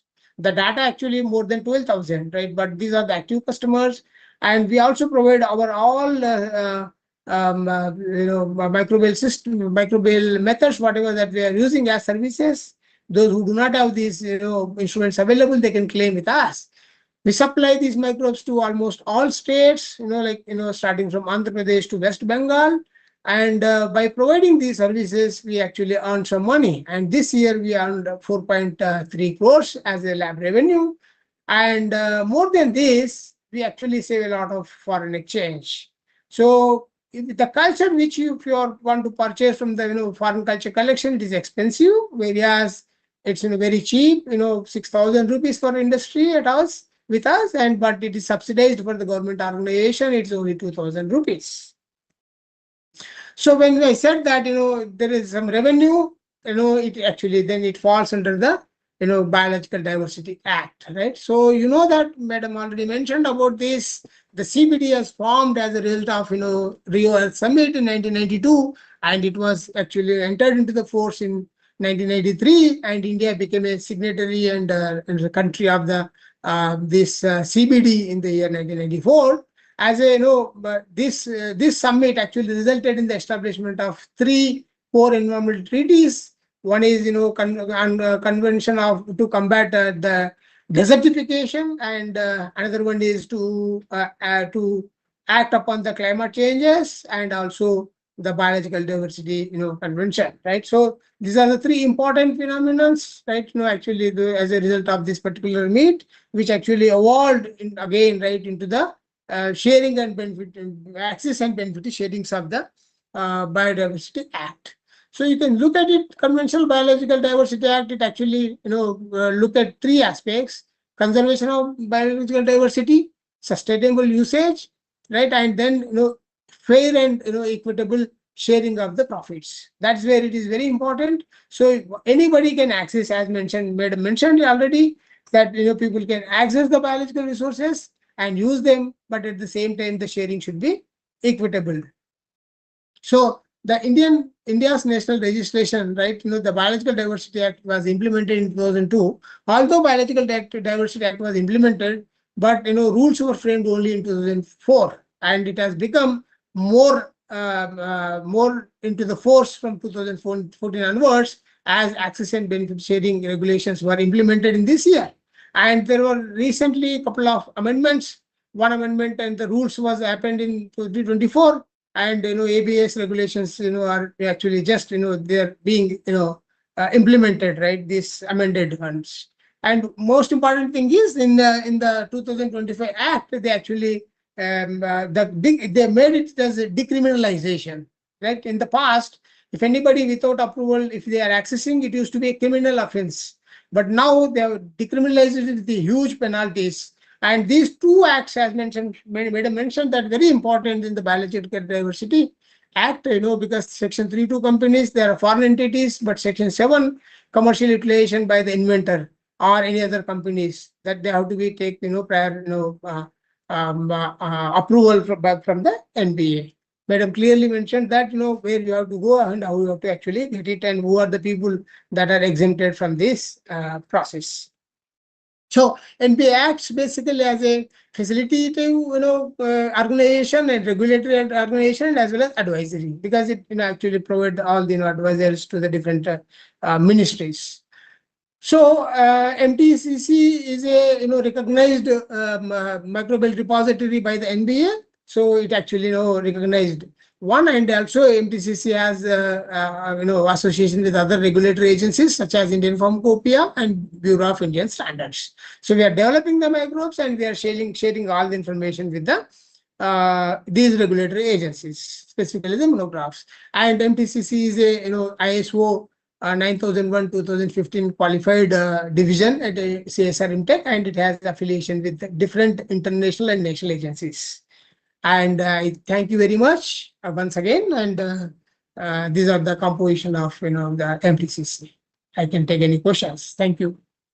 Yeah, thank you, Dr. Suresh, for a very uh, elaborate discussion or presentation on MTCC and what all do you do at your at MTCC. I have one before I pass on the forum to Yogesh for take question answer. I have one specific question.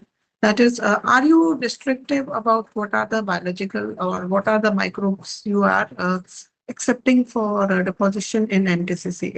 Is there any kind of microbes specifically that you deposit, or all kinds of microbes, including bacteria, fungi, algae, microalgae, everything that you deposit? Yeah, we are depositing all the organisms. In the past, microalgae was not there, but 2024 onwards, we have started this division also. But we do not accept the BSL-3 microorganisms, right? Only up to BSL-2. Pathogens we do not accept, because we do not have the Pathogens you are not accepting, but you are accepting BSL-2 all we are kinds. accepting. BSL-2 you are accepting. And how about the microbes which have been genetically modified? That As a plasmids we are accepting, and all ideal Plasmids. deposits are plasmids we are accepting. but not beyond plasmids. No, under idea we are accepting, but we don't accept the cell lines. We don't have the cell culture facility over here, so we do not accept plant or animal cell lines. We do not accept.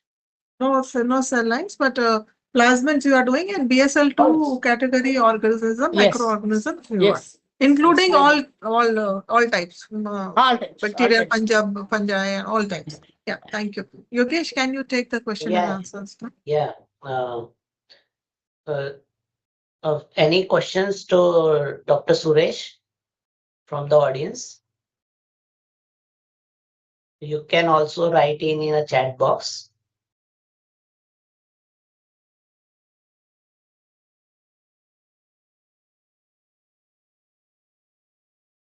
Yeah, well, I think, yeah.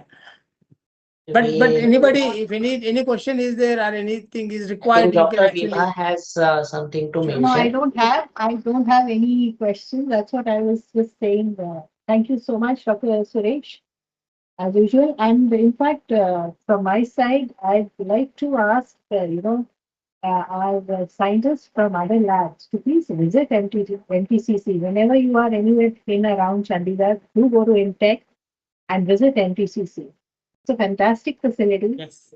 And of course, I don't know how many of our CSIR people are aware of this facility that is there, a national facility that is there in Manapur. So this is Thank you, just to madam. encourage, Thanks a just to lot. encourage our scientists to please visit NTCC. Thank you.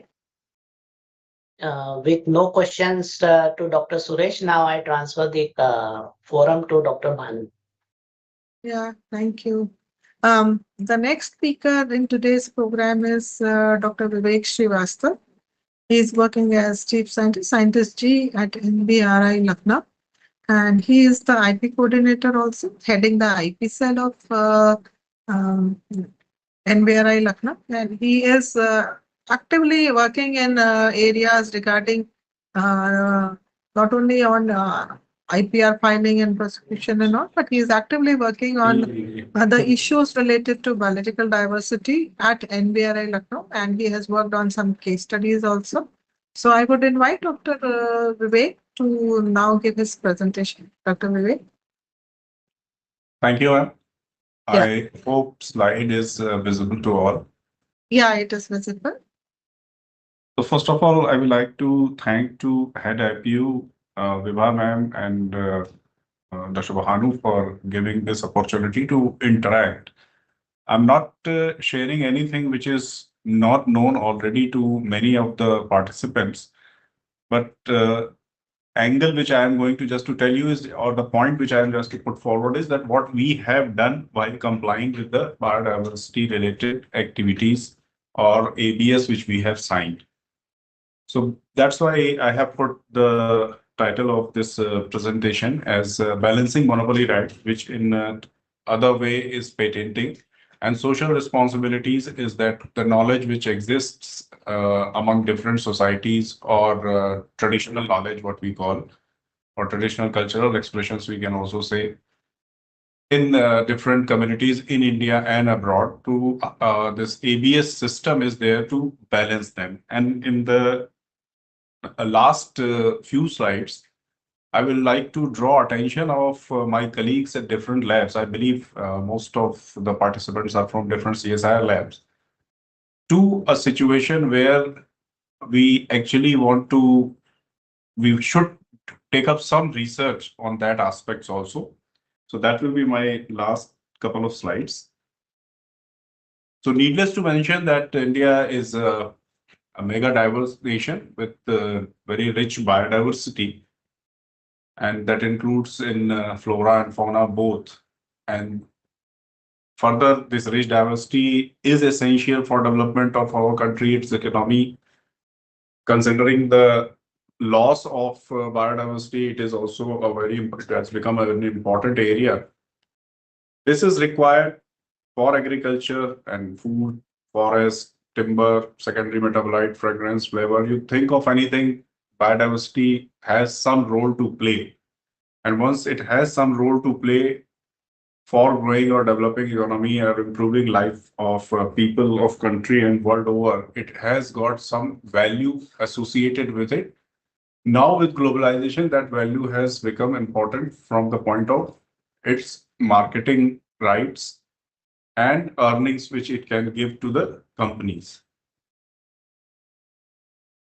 In our country, we are aware of the importance of it because if we see the different acts, there are nearly 36 acts, not only BD, which are directly or indirectly for conservation of biodiversity, and many of them are even 50 or more than 50-year-old, like Wildlife Protection Act 1972, a very broad act, Environment Protection EPA 1986, then BD Act, which is now amended in 2023, and it has got regulation in 2025 only in December. NGT is there to take care of any violation or not, which has capacity of giving, which has punitive powers also. So we are very active in taking care of our biodiversity. But after signing of this Convention of Biological Diversity, we have to enact a law which is known as Biodiversity Act and rule which was made in 2004, and prior to that Biodiversity Act in 2002. The purpose of CBD and consequently the BD Act is three aspects are there, which is sustainable use, conservation, and fair and equitable sharing of benefits arising from it. So all the efforts which are made by Biodiversity Act and CBD or any further Nagoya protocol and all that is for these three aspects only, that it has to be sustainable use. We need not to make it extinct. Then conservation, fair and equitable sharing of the benefits. So one, this aspect, sustainable use and conservation, well, and as I said in the beginning, in the last slides, I will put forward this aspect. So that will become for a food for thought. Now, there are some cases whereby Indian knowledge and biological diversity has been patented, or efforts have been made to patent, which has been fought by different organizations, including CSIR. And they are very well known, and a lot of information available on literature and online. I just summarized this from a paper, and this include turmeric, neem, rice, and this jamun blackberry is basically not alone. It has got mamotica and other very well-known plants extracts for reducing blood sugar, ashwagandha, tea, and these are the patentees or the cases whereby some foreign entity has tried to take patent over it, which was later on fought by one or the other agency to get it withdrawn. And many cases have died of its own. And the list is very long. Then there is a jute, case, ginger, wheat variety from which it was taken by Monsanto, from which they developed many other varieties. Surprisingly for me, that making of atta with the help of chakki has also been a process patent has been taken. So there are several examples. So this is the aspect of social responsibility. Then some other examples from abroad of foreign soil. And this is a plant Croton lightratus, which is known as plow noi. It is a famous case, which is very well known in Thailand as a treatment for ulcer. Then one Japanese company has extracted from it, named it as Plownotol from the plant local name plow noi, and they have made earnings from it estimated. This is data of around 40 years old. It's from 1987. They earn around $40 million out of it. Then another case is of ylang ylang, which has been used for making fragrance or used in perfumes. And this is the case where the company itself has taken this plant and made this plantation in Africa and patent on the perfume taking extracts from this particular plant. Then another case is there that is of South Africa, of Hoodia plant, which is South African CSIR has taken up a case where they have developed and found out a specific molecule which was termed as P57. And after a lot of research, this started in 60s, and in somewhere in 90s, they have got patent over it, which was licensed initially to Pfizer, then Phytofarm, for further development. Then another case is of South Africa, of Hoodia plant, which is South African CSIR has taken up a case where they have developed and found out a specific molecule which was termed as P57. And after a lot of research, this started in 60s, and in somewhere in 90s, they have got patent over it, which was licensed to initially to Pfizer, then Phytofarm, when there was a lot of hue and cry over it by NGOs and other organizations and the SAN people, the benefit sharing agreement was signed with them. And for signing the agreement, there was a trust which was been made. And under this trust, the companies have to share a specific percentage with them of the license fee and royalty. And it is also written there that it will not be transferred to anybody else other than phytoform later on. So this is a benefit which has been shared with them for the patent which has been taken on a traditional knowledge of the Kalahari Desert people. Indian famous example, all of us are aware in CSIR about this particular case, which was initially started from then RRL or Triple IM Jammu, now went to TBGRI, where two people from this tribe helped the scientists to know about the plant, which was useful for overcoming fatigue and giving them energy during working long hours. And afterwards, they developed a formulation which was transferred to Ayurveda pharmacy.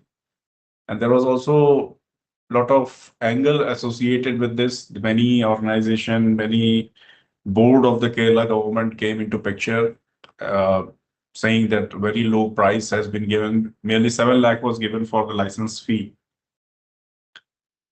So, but this is also a successful. And this case, the importance of it is that this is a case which was before Biodiversity Act came into picture. So there was no compulsion on TBGRI or other research organization to share anything with these tribal people, but as a good gesture or whatever you term it, they shared everything with the community. Now that so far is the social responsibility act of the traditional knowledge, and then the intellectual property. We all are aware that these are primarily, especially the patent is for giving monopoly rights over any invention which is done for a specific period. Now, there is an interplay between Indian Patent Act and Biological Diversity Act, and that particular thing is given in Section 10 of the Indian Patent Act, whereby you have to disclose the source of the biological material which you have used, and accordingly you have to take permission from NBA. Before amendment of 2023, this permission was there was permission. Now, as just in the first our speaker has told, now we have to intimate only. Earlier it was Form 3, now it is Form 8. And it requires 5,000 rupees fee, which I will have to ask head IPU again in the last something about it. So as an organization, we have to pay 5,000 rupees for each application for intimating them. Now the question over here is that just we have been told, and since our first speaker doesn't have much time, so there was a point where it is said that you have to take permission in Form 9. We have not reached to that stage. In fact, I have to find out if there is any patent for which such thing has to be undertaken. The point over here is the word which is used. My colleagues at IPU will also show some light over it. What we mean by before commercialization. Commercialization means before licensing. And how is it possible that in case you have, or say, for example, 15 days, 20 days window for initial interest expressed by some company, and it is finalized on a particular date after a couple of negotiation or 2-3 months negotiation, which may fail also. So when actually we have to apply for Form 10 or Form 9 for taking permission for from NBA for any patented invention. So that is a point which I wanted to ask, or if any of the colleague might can tell later on, I will be grateful. Now, this is a screenshot taken from CSIR Technology Showcase that shows that so many patents, out of which if we, this is of specific interest to the agri-biotech theme and even environmental science theme, if, or for that matter, any other theme lab which is using biological material. Now, I will share with you what we have done under the obligation under ABS, but all this information, barring the last few, is with reference to the act prior to the amendment. So first, you have to, obligation involves that we have to intimate them by submitting a status report about all the applications. So in that, further we have to do is the information which we have to give in the ABS agreement is regarding all these points, the common name, scientific name, what is the source, what biological resource, what is geographical information that we give as an annexure in the ABS agreement, annexure A of the agreement, we have to inform. Then as per Schedule A, that was annexure A, this is Schedule A of the ABS agreement, we have to share, this is the earlier part. This is also one question which was to be asked. Then now as it is there after the regulation that if we are licensing some technology to some company, there is a blanket percentage that is 5% of license fee and 5% of royalty. What will happen to these cases, whether we continue to share with 3% or earlier, whatever we have signed, or we have to increase it to 5%, something which is to be informed to us or we need to know. So what we did earlier before 2023 amendment was that we shared as per the agreement 3% license fee and 2% royalty by way of bank draft and National Biodiversity Fund. In case of patent related to BGR, the product commercial name, and 2% of license fee and royalty in case of toothpaste and other NutriGem and all that. And we have been doing it every year. Whenever we receive royalty, same percentage, we send them by bank draft. It is not a one-time affair. Every time, whenever we receive royalty for particular year, and for each case, we do it separately because percentage is different. Then we have to give status report for the status of patent. Now, some patent has been granted or abandoned or licensed. So every information we have to give, which includes ex-factory sale price or mode of commercialization, total fee received, and all that.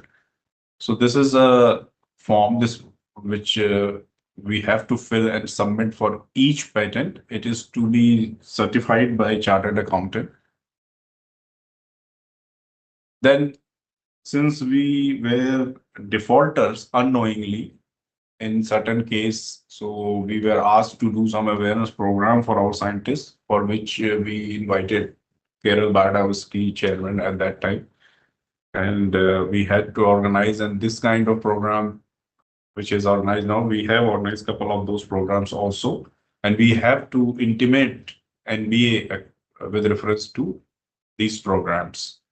Now, these are the certain changes which have occurred after 2023 amendment, and all of which has been informed in the first session by ma'am. So I'm skipping it. Now, after 2023, once you apply in Form 8 after payment of fee for any particular application, immediately you will receive this acknowledgement that you have applied, and you will be responsible as a technical declaration. And after a couple of days, you will get this kind of certificate from NBA. So this certificate has these information mentioned. These are the application registration number, applicant name, and all the details, patent application number for which, and validity of the registration is till the commercialization of the patent certificate issued. And these are the conditions which we have to fulfill every time. And this is the name of, in this particular case, fungus and bacteria which was used into it. So this is what has happened after 2023. Now we have not signed, till date, we have not signed any ABS after 2023 amendment or coming of the regulation. But now ABS, the permissions which we will need under section 3, 4, 6, 7, that includes for IPR also. The ABS will, as per the regulation of 2025, came in December 2025. These are the points which will be covered under those permissions through ABS, and that includes I can read it out, but you can also go through, but it is the objective purpose from where you, now there is one more digital sequence information is also within purview of NBA. What is the use, what intended use, quantum of monetary, non-monetary benefits. So these are the different aspects now which will be part of the agreement, which we will sign for getting the approval. So this you can see on this particular link. Now, lastly, I just wanted to share these two slides with reference to biodiversity. This is a screenshot of the company AVR Vaidya Limited, to whom that Jeevani was licensed in 1997. When I was trying to search whether it is available or not, so what I could find was that the contents, Ashwagandha, Peepali, and this Vishnu Kranti, which is Evolvulus, are common from the Jeevani. And the most important, the plant commonly known Arogya Pacha or something, is missing. And this particular product has been renamed from Jeevani to Punarjeevani. So when I was looking for the reason behind it, I could find a very long explanation given, a long reason given by one study made by some law firm, and whereby they have given different aspects of it, which is very important for further development of this particular area and for knowledge in this particular area, is that for the source, actually the tribal people were using fruit for the consumption. Later on, scientists used leaves for making this formulation, in addition of these ashwagandha, peepali, and evolvulus or Vishnu Kranti as known locally in Kerala. And this formulation was licensed to them, but the company failed to get the biological material, that is leaf. And they did every attempt. They tried to grow it in TBGRI, they tried to do plant tissue culture, they tried to get it from the farmers, from the tribal people. Even one body, that is TBGRI, which has done all the research and licensed it to that company. Another body of the same state government, that is in the forest department, stopped giving them this leave because it is not listed under non-timber forest product.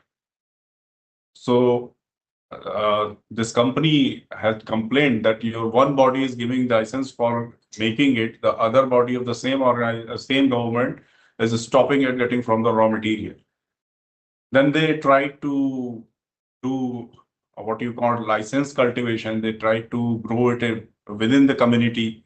That also failed, which was also not permitted. Then they tried to grow it in TBGI, then tried to do tissue culture. They found that once it is taken out of that particular area and grown somewhere else within Kerala, 70 kilometers away from those hills, the it's essential or the active ingredient level goes down.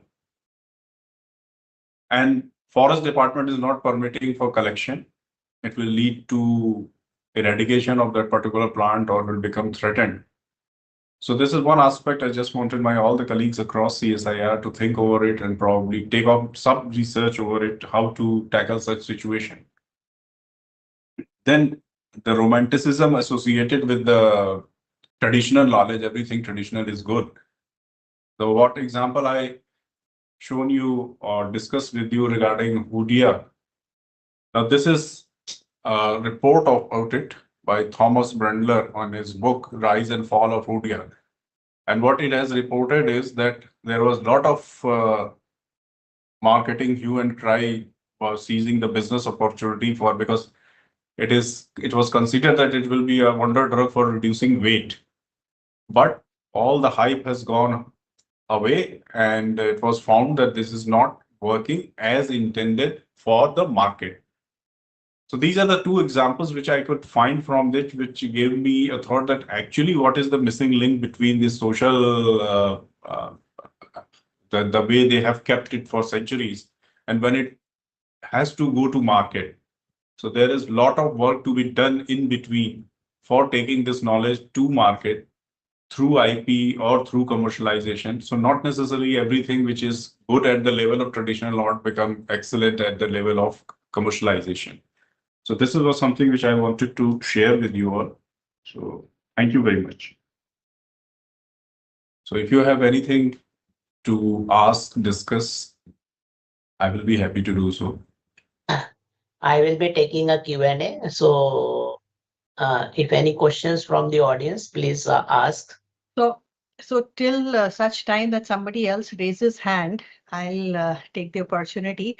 Vivek, very informative talk, of course. But I was just wondering, regarding that Vishnu Kranti, Vishnu Kranti, Yeah, the Vishnu Kerala. Kranti. Okay, yeah. Evolvolus, actually, it is. Yeah. So, did TBGRI try to talk with the forest department for captive cultivation within the forest area itself, Yes, ma'am. As per the which is controlled by TBGRI? which was to be controlled by the company. They tried to grow it once forest department stopped taking leaves. Actually, No. Forest department will not allow a commercial entity to cultivate. But so they tried to do it. That they tried to do tissue culture over it first, but that when the product or the plants which came out of tissue culture, they found that the active ingredient was of not that level that it will no, fulfill I the actives. Then I they understood. then I whatever you are understood saying, that ma'am, part. Vivek, I all the modes understood they that have part. accepted. Hmm. All the board they have tried as per the report which I could find over net, that they tried every aspect of it, the captive cultivation, cultivation within TBGRI, taking it to other places, harvesting in the forest itself. So everything has been done. So that is why when I searched that R Vidyan, what happened to Jeevani Okay. yesterday, that I found that the Jeevani brand name is not there in this website, but Punarjeevani is there, whereby the most essential component of Kani tribe plant is missing. No, So I that is agree, what I but could find. I just wanted to, understand if they have done, if TBGRI has done captive cultivation in that forest area itself. No, that as per That's all. report, no. No. Yeah. I think, Yogesh, you can take it up. There's some query in the chat, I guess. No query No, no, in the not a chat. query. So yes, we got a query in a chat box. Vivek, can you take up? Let me go through. Yeah, I understand we may submit the NB approval request after the acceptance of a patent application. Patent office will not issue the certificate of patent till such compliance made. Is there any timeline? This is with reference to taking permission these days. So it is just before grant of the patent for permission, Form 8. That is what we do actually. Actually, we did that mistake earlier, whereby we submitted Form 3. At that time, it was Form 3 for 3 patent application, and we signed ABS also. But later on, while examination at IPU, we could find that our IPU told us, or after interaction with scientists, that there was prior art available for which those applications could not be filed. So now we have signed ABS with them, but there is no patent application. So then even Dr. Bhanu told us that once it is filed at then before grant, or just a ma'am was saying in the morning that once you receive FER, so in that you will get that objection. So at that time you can find, because it comes within 15 days, that registration, unless there is some, if there is not any problem. So you can file just before grant also, or after receiving FER. That is what we do. For NBA regarding matters, you can take or comply with the act um, uh, before the application is granted. So disclosure should be made timely at the time of filing provisional application. But NBA requirement submission of Form 8 now currently that we are submitting Form 8 can be done before the grant of application. And as Dr. Malti said, ideally you can do it after FER is received so that you know that you are carrying this application forward and you are not abandoning the application midway through. So that works. So yeah. From that discussion, and I'm thankful to ma'am also and Vibha ma'am also that this you have organized this, and we have got a platform to discuss. like this regulation whereby you will find the gadget notification where they tell if your turnover is such and such, or what Dr. Mati was telling in the morning that CSIR will have to do their access, whereby the turnover will come for us. We are not Yeah. turning over anything. We are not producing anything. We are Dr. not Shikha coming. also asked the same thing. Yeah, so So she did say 0.6 crores, but Dr. Vibha may also elucidate maybe that how does we come under that 0.6, because labs are getting something and LRF and then all, but how do you headquarter does not get. calculate that turnover? Is it Yeah, so because we turnover. are not producing? Turnover means that you're taking raw material and turning over to final product. Yeah, So that is your turnover. no, turnover was in terms of earnings. No, Earnings turnover from is always in terms of commercial commercial earnings, earnings. Vivek. Yeah, We are only licensing the technology. Okay, maybe getting a lump sum, but the royalty part will come only when the concerned licensee markets it. Okay, that time they have to go for the approval from NDA. So I don't know, we need to get this clarified, whether we also need to pay a part of whatever royalty we get from the licensee. Ma'am, second problem over here is practical problem. I can take the name of the company also if it is not wrong. It is Herbal Canada Group is there. When I asked them to, we have to share this much with NBA. He said two things. First, the agreement you have signed, we have not signed. We are not going to comply with it. Secondly, he said that what NBA has done, I will go to, they have connections and all that. So he boasted most of them that I will not do. Let us see what will happen, what NBA has done for my business, and why will I share with this? I'm procuring it from market, this and that. So later on, we shared with that. But when we are signing, how can we can ask the third party to comply with anything which we have signed, something between CSIR and NBA? This has to come in your licensing agreement. That is fine. So that I think that model agreement is under revision. So one annexion may be added to that. If it is biological material is used, that the But wait, licensee will I- comply with that. My suggestion, Vivek, don't wait for the model agreement to come. No, we But will do then that. We will do that. yeah. So, and this is for all the labs who are Yeah. dealing with these kind of aspects. Please do mention that in your agreement, the licensing agreement itself. If it involves anything to do with the NDA, and if you've signed an agreement with the NDA, that commitment has to be shared by the licensee.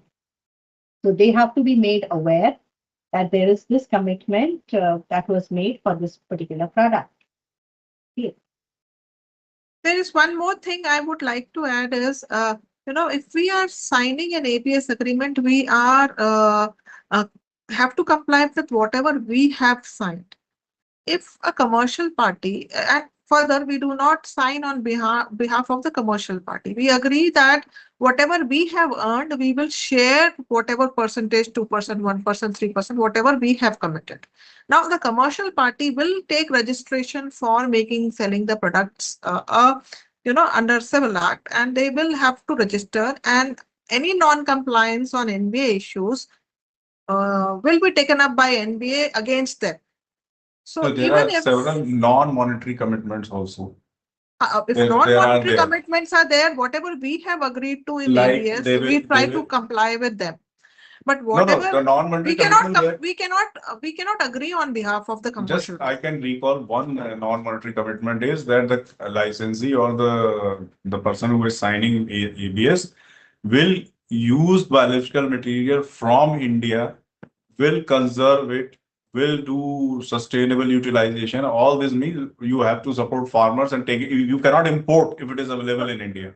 No, you will have to commit to only what is your part of the agreement. So if you have signed an agreement, then it is like while you are doing research, while you are doing that commercially, if you are taking it, if the laboratory is taking commercial step on it, then only Content is commercially whatever you have provided by earned, NBA, not by us. Content is Okay, from we have a licensing. NBA. question. We have another question. This discussion can be taken up on another platform. So we have another question here from Kiran Devi, and It says that whether the share of NBA as ABS is included in the license fee itself, or if it is being requested separately from the company. We have what our experience is that we have shared whatever money we have received from the company because no add-on is there while signing the agreement, licensing agreement. Say we receive 10 rupees, we have shared 2 rupees with them, or if it is point 0.2, correspondingly that percentage. We have not charged anything additionally, but if the company in your negotiation, if they are ready to pay, nothing like it. No, they are not liable to pay. This question is that they are not liable to pay. That is your agreement from what you have earned from the MBA, from the technology licensing, and you have to commit. ABS for licensee, if you can sign in the agreement, then it is all right. Yeah. Although if I mean, we have signed, that's one thing. But then if the company is going to commercialize the product in India, Yeah. they need approval of NDA. Then Yeah. the problem here arises of the implementation of the act with the private Yes. parties, the private industries. Okay, but Yeah. CSIR on its own should do its part, and as Vivek said, Yeah. part of the licensing and the royalty amount, the license and the royalty amount that we receive, we should honor our commitment and our agreement with NDA, and we should share with them. Now, Yes. whether the company does or not is their problem. Okay, but if we include this in our agreements, license agreements itself, apprising the licensee that we have signed this and this needs to be honored at their end also. And also maybe during the discussion with the licensee, you can always apprise them that there is this requirement from the NDA. I think that is a good suggestion, Dr. Vibha. Yeah. So they should take care of it and they should honor the commitment and they should in fact commit to the NDA as well. They should at least seek approval of NDA for commercializing in India. Okay, with that, now we close on the Q&A. Before closing, I have a poem for the International Biodiversity Day, and this poem is created with the help of the Gemini. And this poem is for with the title as a Guardians of the Genome, the CSIR Legacy. So from Himalayan peaks where the cold wind blow to coastal salt pans where the mangroves grow, a quiet revolution of science takes flight, guided by CSIR, a beacon of light. At Lacons, the century of sails, deep in the genome, the ancient truth dwells. With cloning and freezing, they battle the clock to rescue the mouse, deer, and save the black bug. In the high misty valley, the IHBT stands, bringing new crops to the local farmer's hand. From aromatic marigold to wild hink's embrace, they map out the flora, assigning its place. While Neri works hard for the air that we breathe, crafting green crackers so the smoke can recede. They turn mining terms into lakes, clear and bright, reclaiming the barren lands back to the light. No longer just watching the species decay, CSIR is engineering a sustainable way. For international biodiversity, we proclaim Earth's vibrant future is protected in science name. With that, I now transfer the floor to the Dr. Bhanu. Thank you, Yogesh, for a wonderful AI generated, Gemini is an AI tool, I understand, AI generated poem. I hope you are able to get a copyright on that, but speaking on IP protection. But I take this opportunity today now to present the vote of thanks. First and foremost, I would like to thank Dr. Vibha Malhotra Sone, our head IP who has always been on forefront to organize, especially the program on international biodiversity. She is always happy and she's always in support of organizing a program on this day. And because of her support, we have been able to organize this program for last 5, 6 years. This is the 6th year in continuation, and we have been able to organize program for last 6 years for because of her support. I would like to extend my thanks to DGCSIR. We do not organize anything without her blessings, and she has been kind enough to approve and give her consent and her support to us for organizing program on this day. Thanks are due to IT department for posting it on CSIR. Major thanks are due to SCTD team who had broadcasted the program live, and you all can go and check on the YouTube. It will be available on CSIR webpage. Recordings will be available on CSIR webpage also. Um, Importantly, we thank the speakers, Dr. Malthi, who rescheduled her program because she was supposed to fly out today, and she rescheduled her program to take part in today's event. We had to, postpone the event because of the holiday yesterday on 28th. And she rescheduled the program and said, okay, she will be available. Similar thanks, I will say, to both the speakers, other CSIR speakers, Dr. Suresh and Vivek, Dr. Vivek, for agreeing on a drop of the hat that, okay, we will be, I just spoke to them on Tuesday that we are rescheduling the program I spoke to them on Tuesday that we have to reschedule because of the holiday on 28th, and they agreed willingly that, okay, we will take out time and, just last minute thing anyhow, and they did a wonderful job in covering the topics which were of very, very, very important to CSIR as an organization and to all the biologists and the people who are using biological resource for doing their research, not only research, but who are filing IPR patent protection for that. So a lot of topics were covered and a lot of issues were clarified. And of course, there were few doubts which are still remaining, and those doubts we take this occasion to extend it forward, and maybe we will be able to address those doubts, whichever are remaining in upcoming events this year or next year, as and when possible. So thanks are due to Dr. Malti Lakshmi Kumaran. Thanks are due to Dr. Suresh Gorpule, and thanks are due to Dr. Vivek Srivastav for giving a wonderful talk. I would like to extend thanks to our entire team, CSIR IQ. They have been always available and always participating in the events that we organize. And of course, because this is at crossroads, NBA issues and patent act they are interactive, and they are you know coming together at certain extent. In certain cases, in certain patents that we file, we all benefit from any discussions and any clarifications that we receive on these behalf. And IPU team has always been present. I would like to thank Yogesh, who has been taking the question and answer sessions today, and thank you very much. And last but not the least, to all the attendees today who have taken out time from their active work today, being